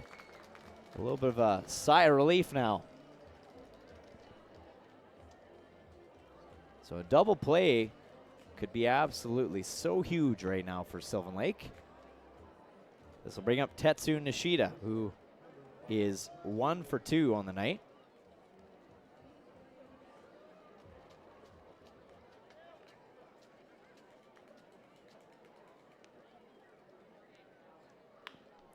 This goes right up the middle. Graves to Groy, over in time for the double play. They get out of this inning in a big, big way. Wow, that's exactly what you needed. The 6-4-3 double play comes in clutch to keep the Bulls off the board. Gulls coming to bat in the bottom of the 6th.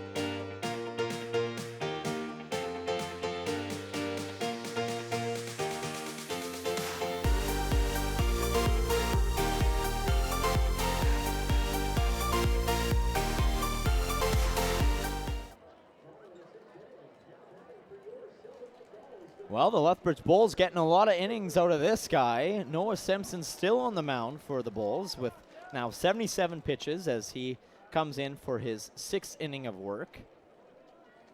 It'll be interesting to see how many more innings he can go as he faces Gavin Glenz at the DH, who is 1 for 2 on the night. Hits this on the ground softly over to Will Turner, scoops it up, makes the throw, and he gets it there in time. What a great play there by Turner. Turner had to go a long way for that ball. That was a dribbler slowly to him, and he makes a quick scoop and a quick throw. And great stretch out there by Xander Meisner to keep that from going past him. It's got a long frame. So that'll bring up Bryce Turner, who is 1 for 2 on the night. And he swings around on it, 0-1.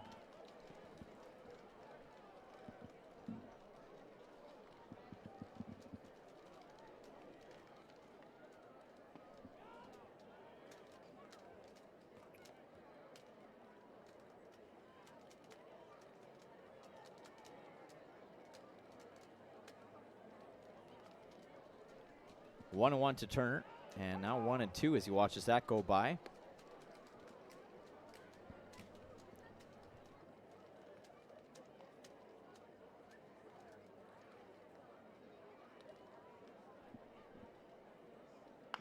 Turner hits this down the line, but just goes foul. Still 1 and 2.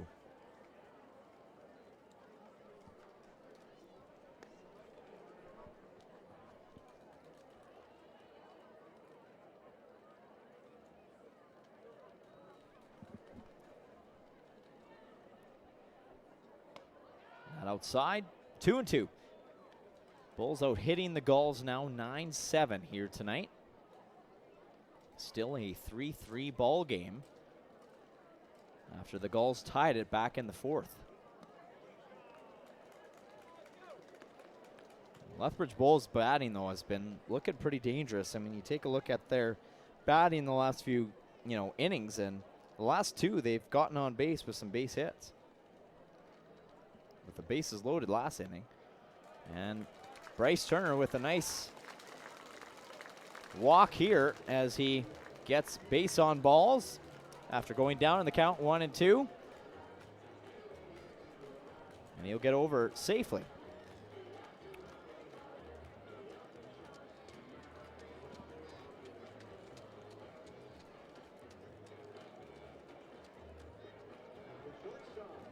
So that'll bring up Tyler Graves 1 for 2 on the night. Had that RBI double back in the fourth, and he grounded out in the second.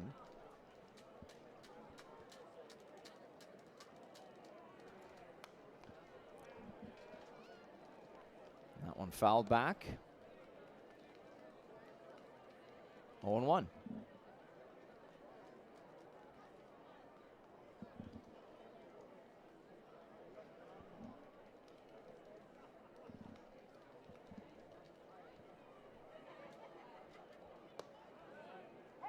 That comes in slowly, 74 miles per hour, catching this zone, 0-2. And I mean, Noah Simpson giving the Bulls a pretty good start here tonight. They got quite the bullpen.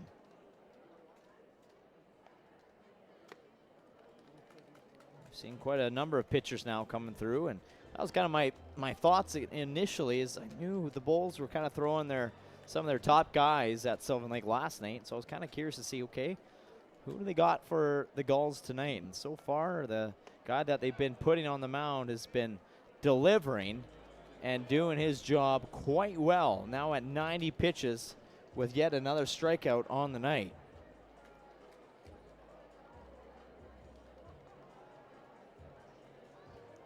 That's his 7th strikeout of the evening, now tying the Gulls starter, Bryson Leach, with also 7 Ks.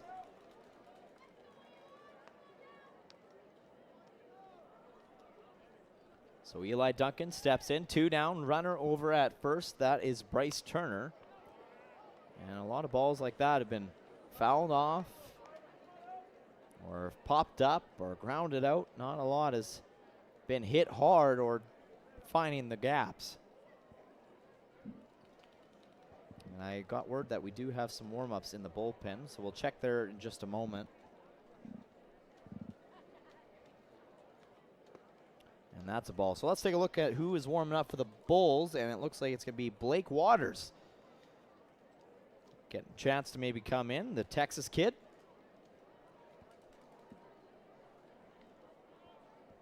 Eli Duncan, 1-1. Watches that off speed again come in and just kind of freezing the Sylvan Lake hitters. Now 1-2.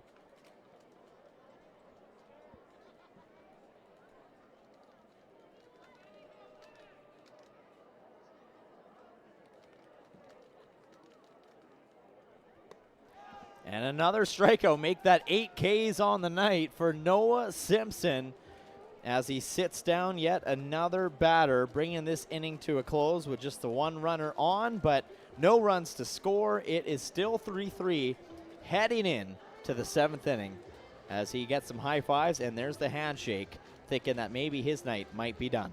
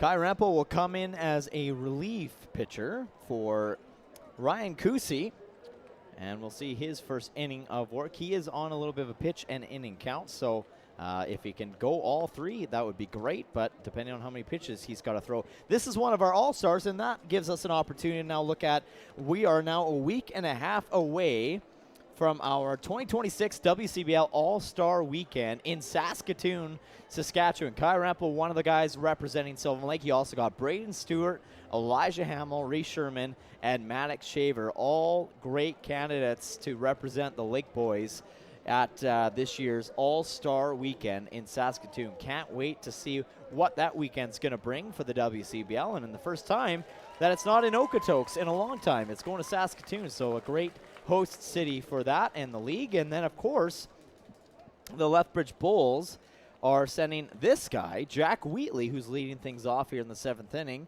as one of their own all-stars to represent the Lethbridge Bulls. Jack Wheatley, Caleb Haney, Cardell Dick, Brett Getz, a pitcher, and the other pitcher, Lucas Nguyen, will be representing Lethbridge at this year's WCBL All-Star Weekend. So some really great names going to Saskatoon in just a week and a half's time, and rightfully so. Jack Wheatley, a guy that's been with this organization for quite some time and in the league for quite a few years now. And Rempel's got him up in the count, 1-2. Rempel's got that off-speed stuff, and he likes to throw it. If he can get it going, he said that's kind of what he likes to do. And he's got Wheatley going around on it with a strikeout to lead things off here in the 7th inning.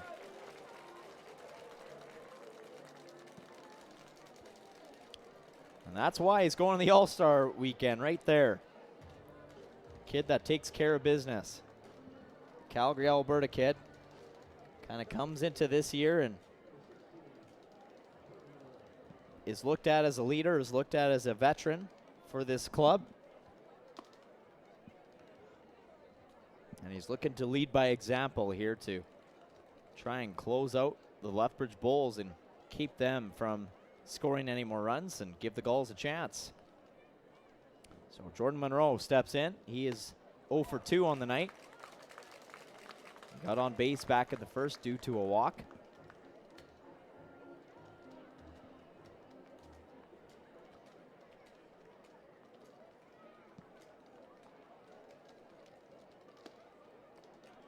That one just missing up high inside, 2-1. Rempel's got 18 innings of work ahead of tonight. He's got 18 strikeouts, 2-1, and he's got 5 starts so far this summer.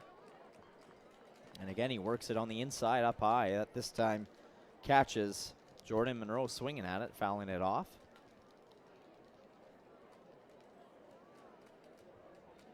He is nothing but all business.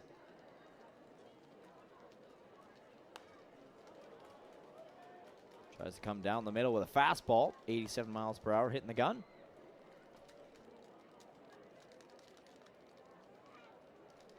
This kid loves baseball, lives, breathes, sleeps baseball. Had a great chance to meet his family, his dad and his mom, and pretty sure it was either his sister or girlfriend, and this is grounded right to Marino for out number 2.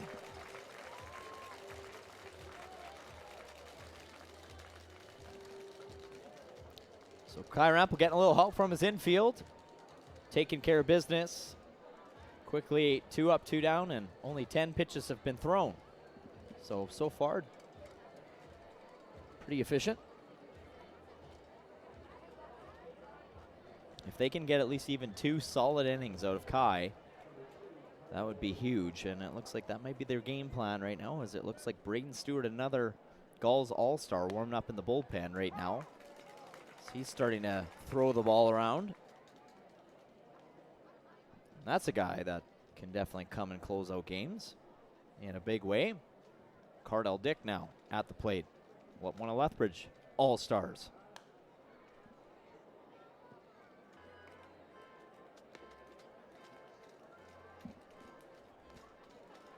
Cardell Dick hitting .295. He has a home run already here tonight. The couple more RBIs. He's got 16 runs, 17 RBIs now, 29 hits, 2 homers in 27 games.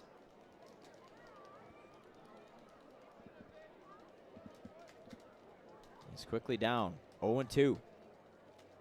With 2 away. Rempel looking to put this inning away. And it's popped up towards Elijah Hamill, waiting for it, and will just let it slip into his glove for out number 3. So a 3-up, 3-down inning and some pretty good efficient work by number 37, Kai Rempel.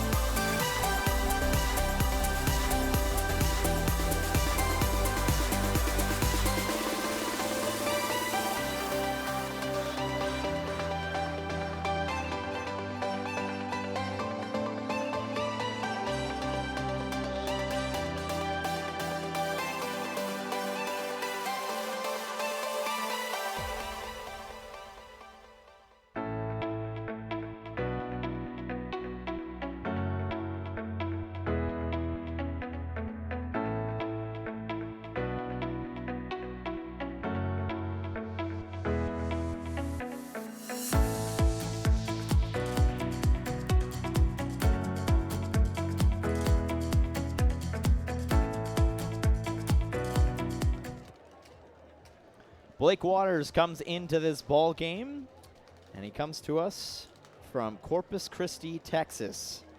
Goes to Midland College in Texas as well. And he will face the top of the batting order to start things off here in the bottom half of the 7th inning after the 7th inning stretch. Hope you had a good stretch. Were able to get up, move around, grab a refreshment, because it is going to be quite the finish, I'm assuming, here at Gulls Field. We are going to be in for one. Maybe get the popcorn out, because you never know. It might be cinematic finish here at Gulls Field. Gavin Roy, 0 for 3 on the night. Looking to change that and maybe give the Gulls another lead in this ball game. They haven't had the lead since the 1st inning. Or sorry, I guess technically the 3rd inning when it was stripped away from them, but that's when they gained the first lead of the ball game. They haven't gained it since. If we're getting technical, of course, fans, because sometimes I get talking and then I realize, well, what I just said didn't really make any sense. Didn't quite actually match up in technical terms with how this game's been played. 0-2, Gavin Roy looking to get on base. Hits it softly to Will Turner. He will glove it. He's been busy tonight, and he has not missed. As he gets the throw in time for out number 1 on Gavin Roy. Let's take a look. This was a lot closer than I think Lethbridge wanted. As we take a look at this replay, comes in, and ooh, yeah, that is close. But I think the throw did get there in time. So another great arm there from the hot corner in Will Turner. So that'll bring up Michael Quick, who is 2 for 3 on the night. He's been pretty good, and he takes a pretty good swing at that one. 0-1.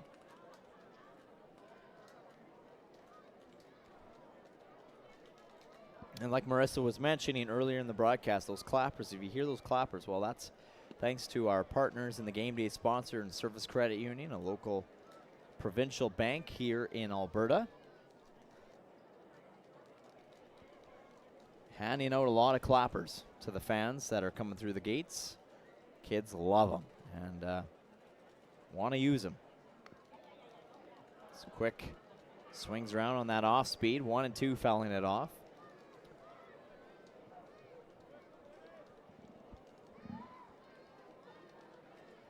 Again, Blake Waters in this game after a great start from Noah Simpson, who went 6 full innings. The Bulls turn to the pen and look to get some more great pitching.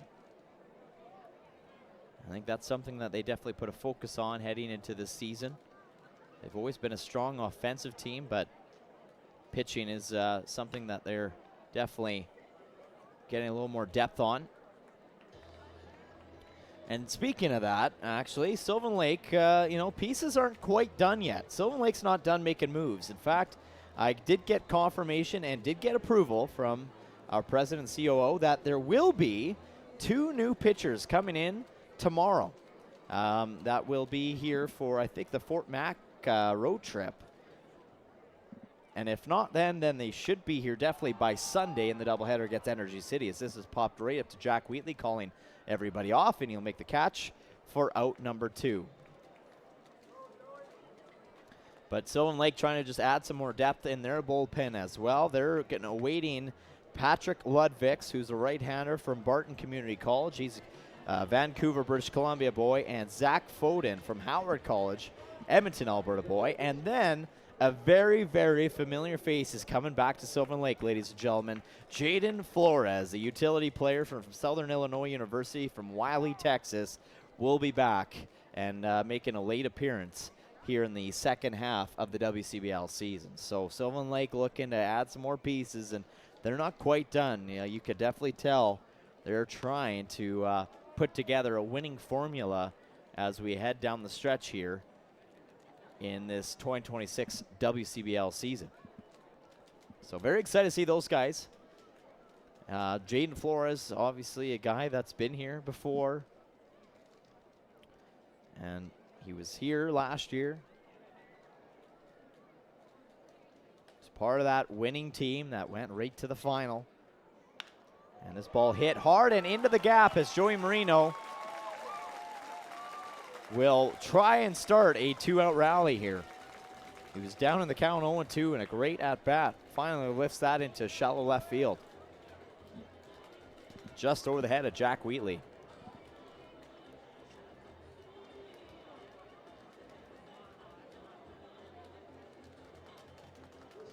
So that'll bring up Elijah Hamill. He's 0 for 3. He's been quiet tonight. Can Blake Waters keep him that way?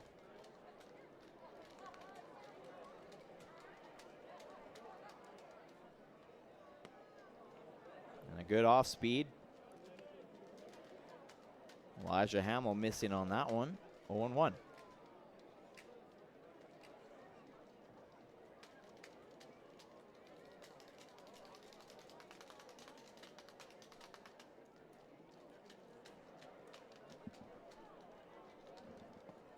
And again, that off speed, same thing, 79 miles per hour. Just had Elijah Hamill swinging over top of it, 0-2.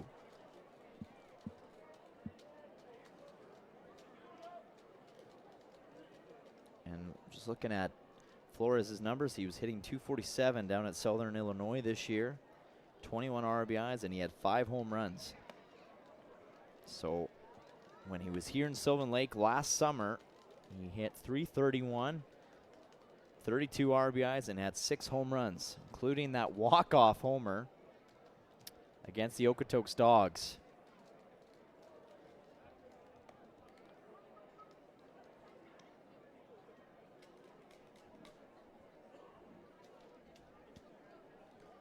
So Hamill 1-2 with 2 down.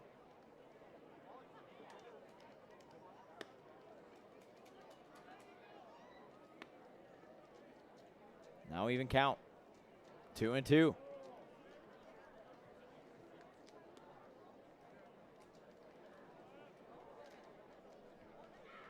Joey Marino over at first. It is a tie ball game, 3-3. And now a full count to Hamill. This is huge.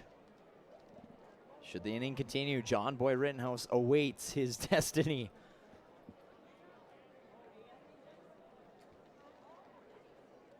Lethbridge trying to get out of this inning now.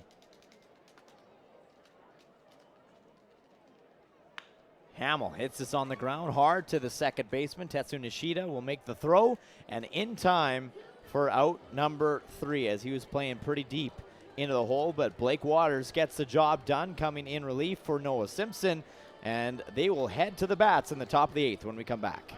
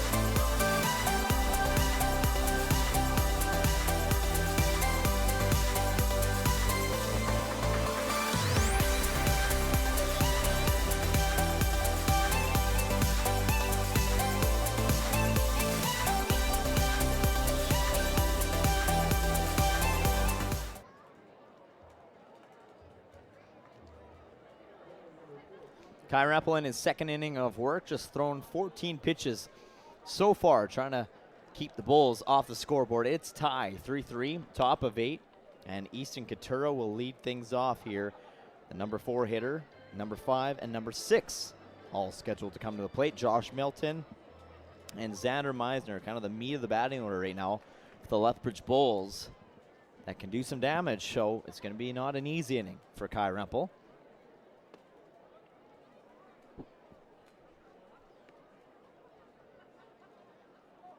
Combined 9 strikeouts already on the night for the Sylvan Lake Gulls.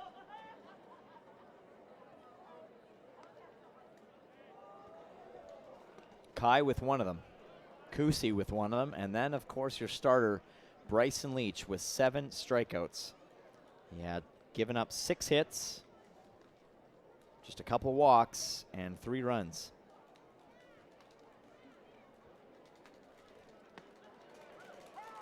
And Reppel finds the inside corner there to even the count, 2-2.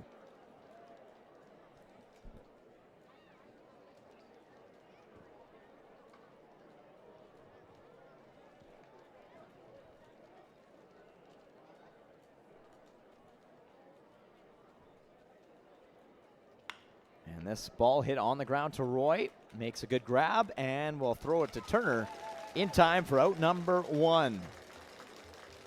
And it is a busy night at the ballpark on this Wednesday evening. 1,799 fans all have scanned in here at Gulls Field to watch this great baseball game that we have in front of us between the Lethbridge Bulls and the Sylvan Lake Gulls. And you can just see everybody comfortable. No one's under umbrellas. It's actually an enjoyable night to be out at the ballpark here tonight. You'll love to see it. And it's, you know, all the fans, honestly, getting their money's worth here tonight. It's been a great ball game. I mean, yeah, the runs came early. Gulls got on board right away, 2 runs in the first. Then the Bulls respond with 1 in the second, 2 in the third. And then the Gulls respond in the bottom of the fourth with 1 themselves. And then since then, it's been zeros. And it's been a tie game ever since. So it'll make for an interesting finish, that's for sure, as Milton fouls this off yet again. 0-2 now. Milton's been perfect, 3 for 3 on the night. This is a very dangerous batter for Lethbridge.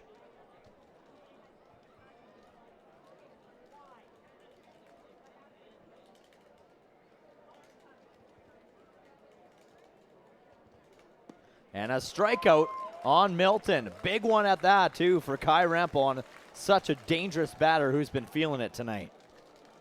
That is huge. Look at that movement on the off speed. That just dropped.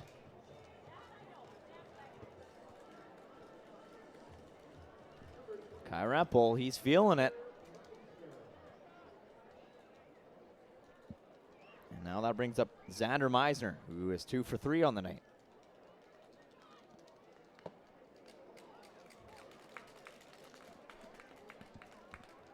And that, I don't know if that hit the umpire, if that hit Eli Duncan, but that had a little, again, was fouled off, had a little bit of movement.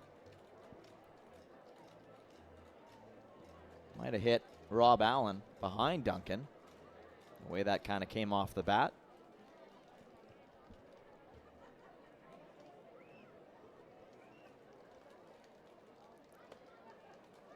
The biggest thing that I've noticed tonight too, and of course this is always so key when you play good teams, is no errors on either side. And last night, Gulls had that one error, and they lost that game by 1 run. So, could it have been a telling sign? Maybe. A clean game, and you're going to have a chance. 1-2 to Meisner. And Rempel's got him swinging for out number 3. Back-to-back strikeouts for Kai Rempel. This kid is getting the job done and leading by example, and he puts up the 3 because he knows he's a big reason why the Lethbridge Bulls haven't been able to go anywhere anytime soon.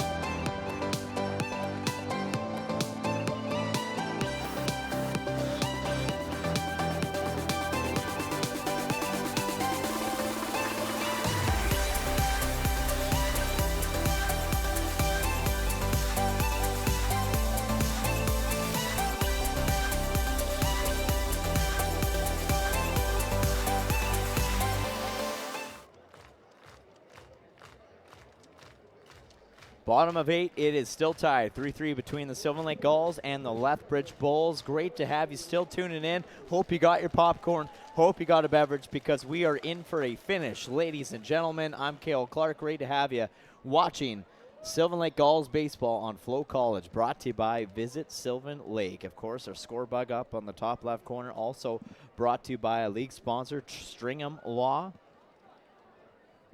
I almost couldn't even say the word. That's how much that kind of threw me off for a little bit. This is right to turn where balls have gone to die quite a bit tonight. The 5-3 play yet again for out number 1 to lead things off. And that's kind of been a recipe for disaster for Sylvan Lake, grounding out. And in good part, too, obviously, the pitchers. And this is Blake Waters, who's come in relief for Noah Simpson. But that is 1, 2, 3, 4, 5, at least 5 plays now for Will Turner over at third, making that play. So Gavin Galenza, 1 for 3 on the night, had that base hit back in the first. He's grounded out in the sixth as well, right to Turner. And he pops this up. In the air it goes. It's getting hung up by the wind, and it's going to land into the glove of Xander Meisner for out number 2, just like that.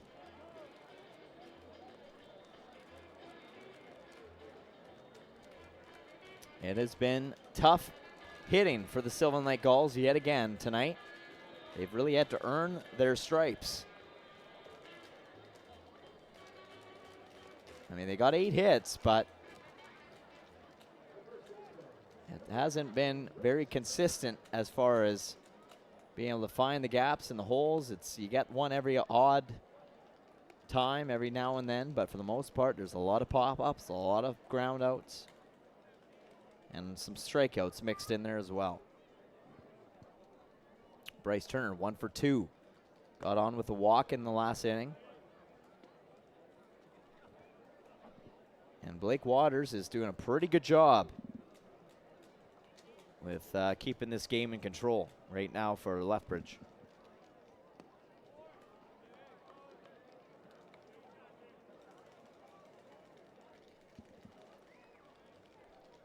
And the bullpen just looking on right now for Lethbridge.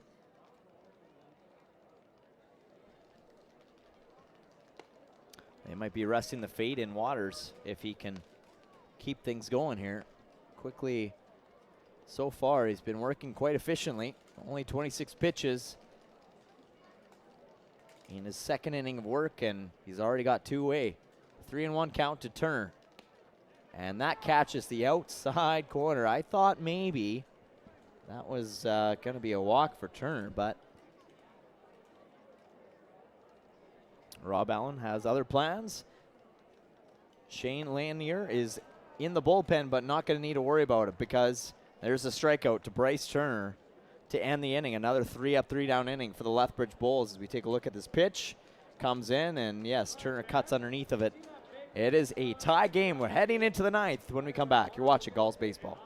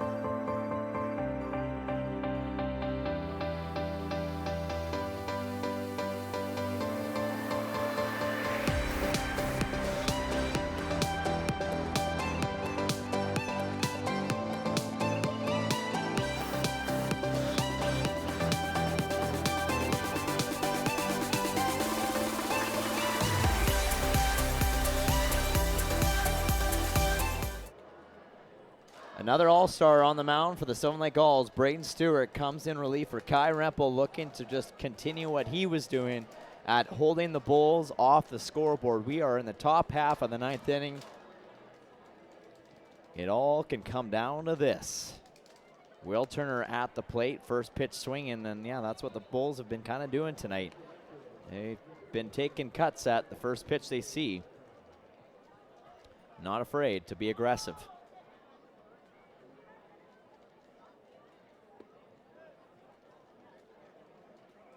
Braden Stewart, one of those guys that mostly just throws the heat. it's a four-seam fastball, but it's got some movement on it. And this is hit pretty good into left center field, and it's going to land for a base hit. So the Bulls off to a great start here in the 9th inning. As Turner turns on it. And John Boy-Reynolds thought about making the dive for it, but probably a good thing he didn't. Got the throw in and kept Turner just at first. So that'll bring up a pinch hitter now. Lethbridge kind of throwing everything they got at the plate. And this is Carson Haney coming in.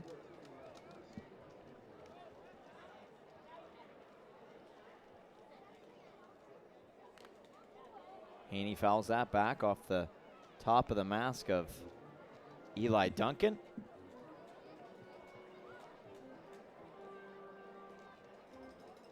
Carson Haney, one of the top leading hitters for the Bulls, of course, 357. He's got 10 RBIs, 20 hits, and he hits this to Gavin Roy. Can they turn the double play here? Yes, they can.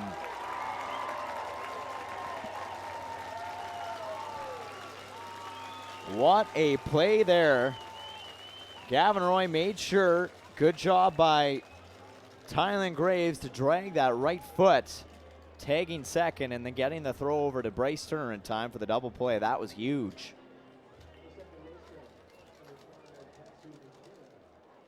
A 4-6-3 play. And that kind of gives your pitcher a little bit of, calmness in this next throw. This next batter he's got to face. Tetsu Nishida, who's 1 for 3 on the night.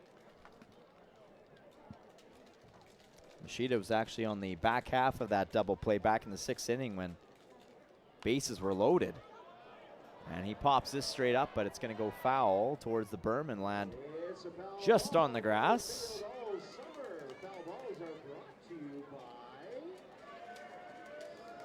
Of course, everybody goes nuts for the ball, and there's the young kid there.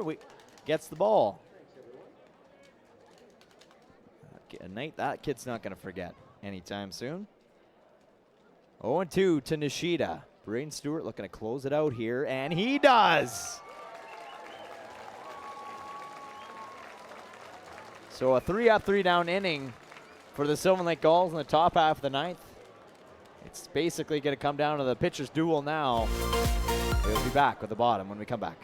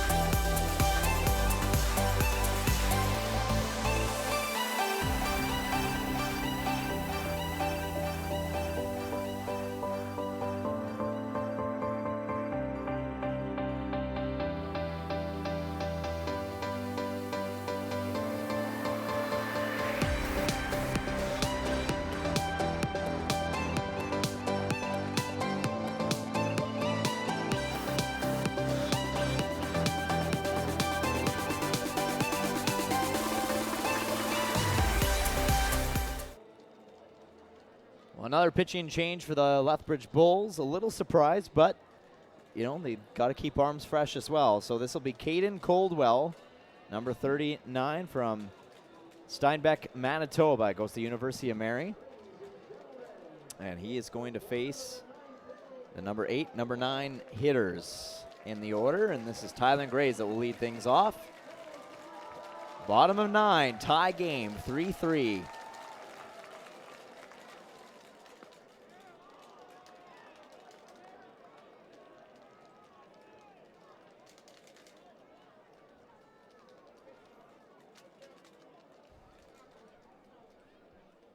So far, we've just seen the one walk-off from the Gulls this season from at home earlier on in the year. They would love to do it again. 1-1. They're due. And it's against a tough team. It's been a good game. Pitchers have been absolutely solid. Things have really locked down since the 4th inning. And Tylen Graves takes a lazy swing and cut at that one to foul it off yet again. Staying alive.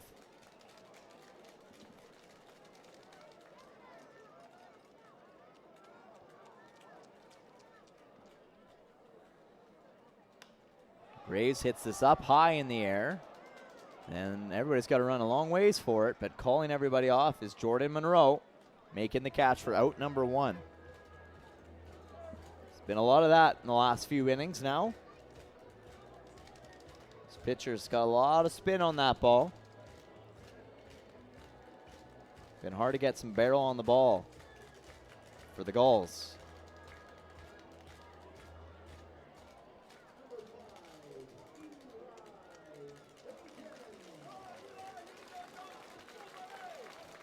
So Eli Duncan, tie game, 3-3, 1 away here in the bottom half of the 9th inning.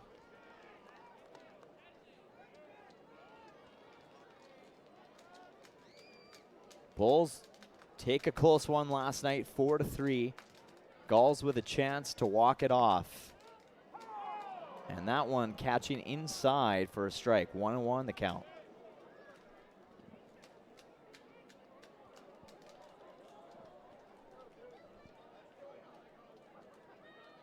The Bulls with 10 hits to the Gulls 8. And this is hit softly into right field, and it's going to land for a base hit. The winning run at first now. Eli Duncan.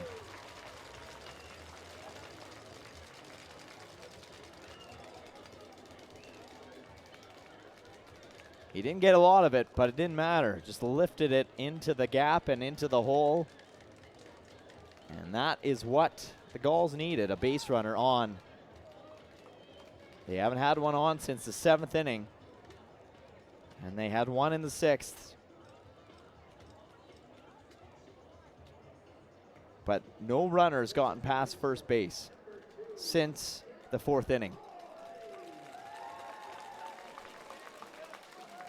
So Gavin Roy steps up to the plate, 1 away. It's tied 3-3, bottom of 9. And of course, Eli Duncan over at first, the winning run. Gavin Roy 0 for 4, but he hit that big triple in last night's contest against the Lethbridge Bulls. And they throw down to first, and just in time was Eli Duncan getting back. A great throw, Cardell Dick trying to catch. You know, Eli Duncan may be sleeping over at first, and you take a look at it here, and wow, yeah. He wasted no time on that play. It was close. You got to be very cautious, even as a base runner now, on how you move. And that's one thing we haven't seen much tonight either, ladies and gentlemen, is not a lot of stolen bases. In fact, I don't even know if we have one. To my count, I don't think we do for either side.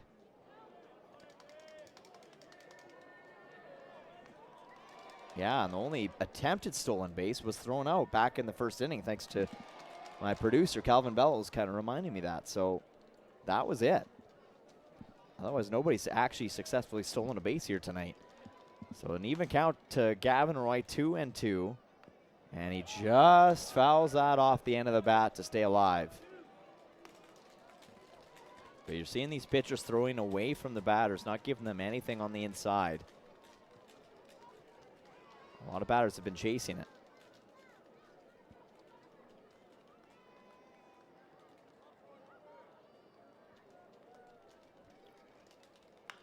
Roy hits this up the middle for a line drive, base hit.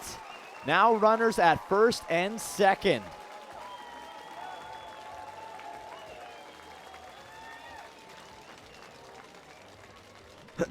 The winning run, my apologies, the winning run is now at second base.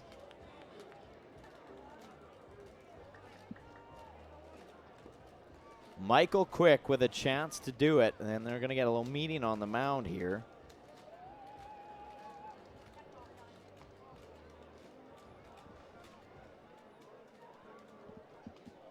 As they got number 30, Shane Lanier, warming up right now. Should he have to come into this ball game, and you got to wonder how big is the leash for Caden Coldwell. I'm thinking, you know, if, say, Eli Duckett gets the third, then Coldwell's night probably done. But Michael Quick has an opportunity here to do something that the Gulls haven't done much this year, and that's to walk one off with a runner in scoring position over at second base. One down. Runners at first and second. Michael Quick at the plate. He's already 2 for 4 on the night. He's got a double, and he's got a single. Looking to have a huge impact in this ball game. And he watches the first pitch go by for a called strike. That was a good pitch. 82 miles per hour. Coming a little slow. The Oshawa, Ontario kid trying to give the crowd to their feet, get them something to cheer about.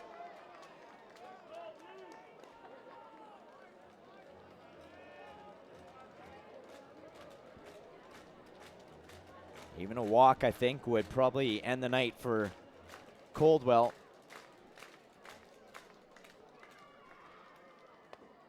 And Quick again watches that go on the outside, just missing. 2-1.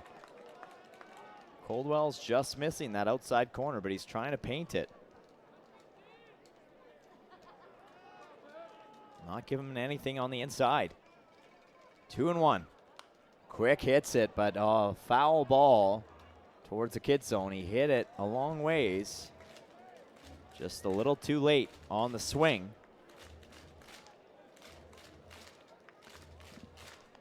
With that fastball, it came in. 2-2. To Michael Quick. On deck is Joey Marino. And again, Quick fouls it off.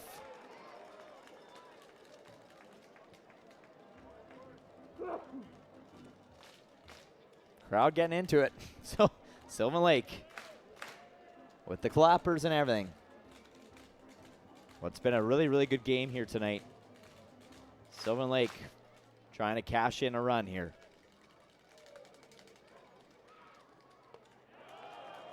And Quick takes that one for a full count now.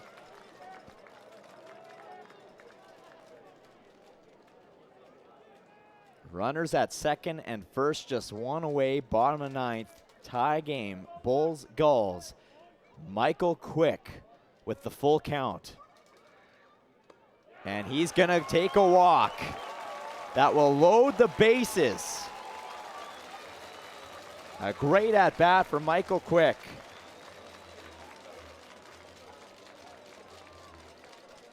And now just one swing of the bat can end this ball game. Anything deep will end this ball game. Looking at the dugout, pitching staff calling in the fielders, wanting to reel them in even more so. Joey Marino, 2 for 4 tonight. Marino hits this shallow center field. It's going to land, and that will do it. Joey Marino with the walk-off base hit. Sylvan Lake Gulls get their revenge on the Bulls, 4-3.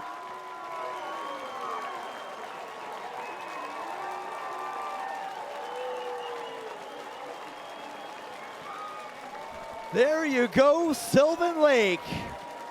Joey Marino has himself a night at the plate. Goes 3 for 5, and he gets the walk-off in the Gatorade shower to follow.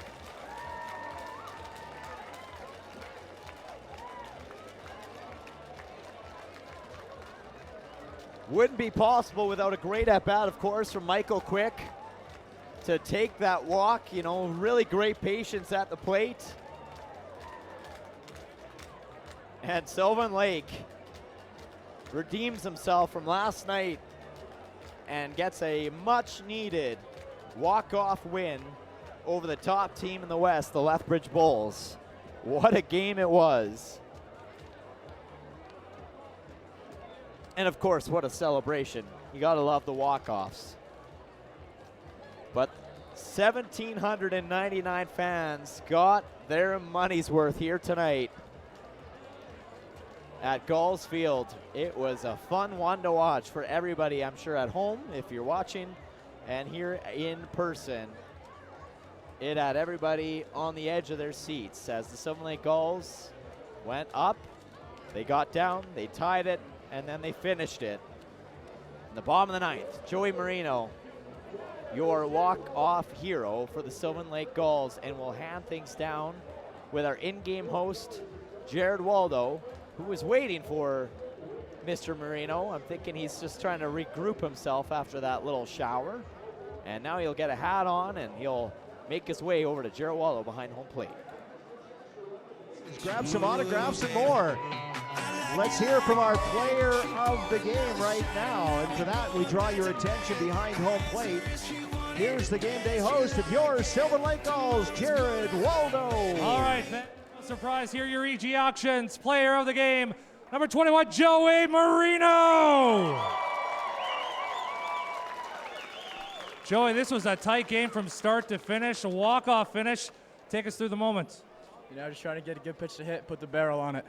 Well, you did a great job at that. You know, we talked about it last night about Lethbridge comes in, right now tops in the West. Two great teams going at it. You knew you had to be at your best tonight. Talk about your team's performance. Yeah, we were awesome today. We battled the whole way through. It was sweet. I gotta take you back through that moment, you know, especially with these fans here tonight. You hear that roar of the crowd, you see the guys coming out. Just take us through what that feels like as a player. It's awesome. It's the best feeling in the world. Well, you know what? We're going to let you go and enjoy with your teammates. We'll bring the fans down, and let's enjoy this one tonight. Thank you. Well, he's a man of few words. I will give him that. Joey Marino, your player of the game, and what a game it was for him himself. I mean, he went 3 for 5 at the plate with that walk-off RBI single that did the job for the Sylvan Lake Gulls. It was something to watch. I mean, this is the first game in a while, especially here at Gulls Field, that we haven't seen the Sylvan Lake Gulls hit one out of the park, but we did see the Lethbridge Bulls hit the long ball. So, you know, one of those games that maybe wasn't necessarily a game of power. It was a game of pitching and a game of timely hitting and just getting the base hits and taking advantage of those base hits when you can, because the Sylvan Lake Gulls, for a while after that fourth inning, were held to really nothing. They only got on base 2 different times, and they only got as far as first base. They didn't even get into scoring position. So you got to give credit to the Bulls bullpen. I mean, they are so strong and dynamic in that bullpen, not giving the Sylvan Lake Gulls offense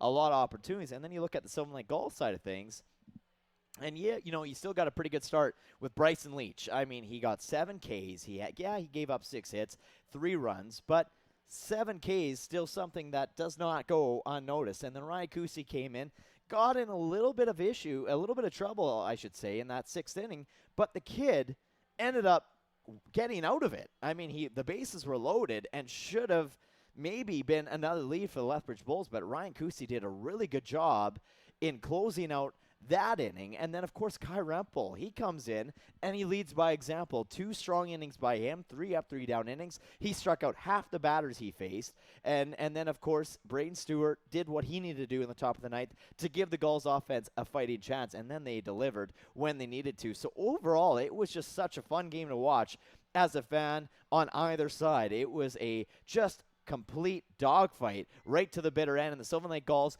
get their revenge over the Lethbridge Bulls, splitting this 2-game series. Now having to get set to go on the road to take on the Fort McMurray Giants, and we got to see the All-Stars that are heading in a week and a half's time for both the Lethbridge Bulls and the Sylvan Lake Gulls, and John Boyer Rittenhouse continues to have himself a feast with a couple more RBIs to continue in that RBI leading category.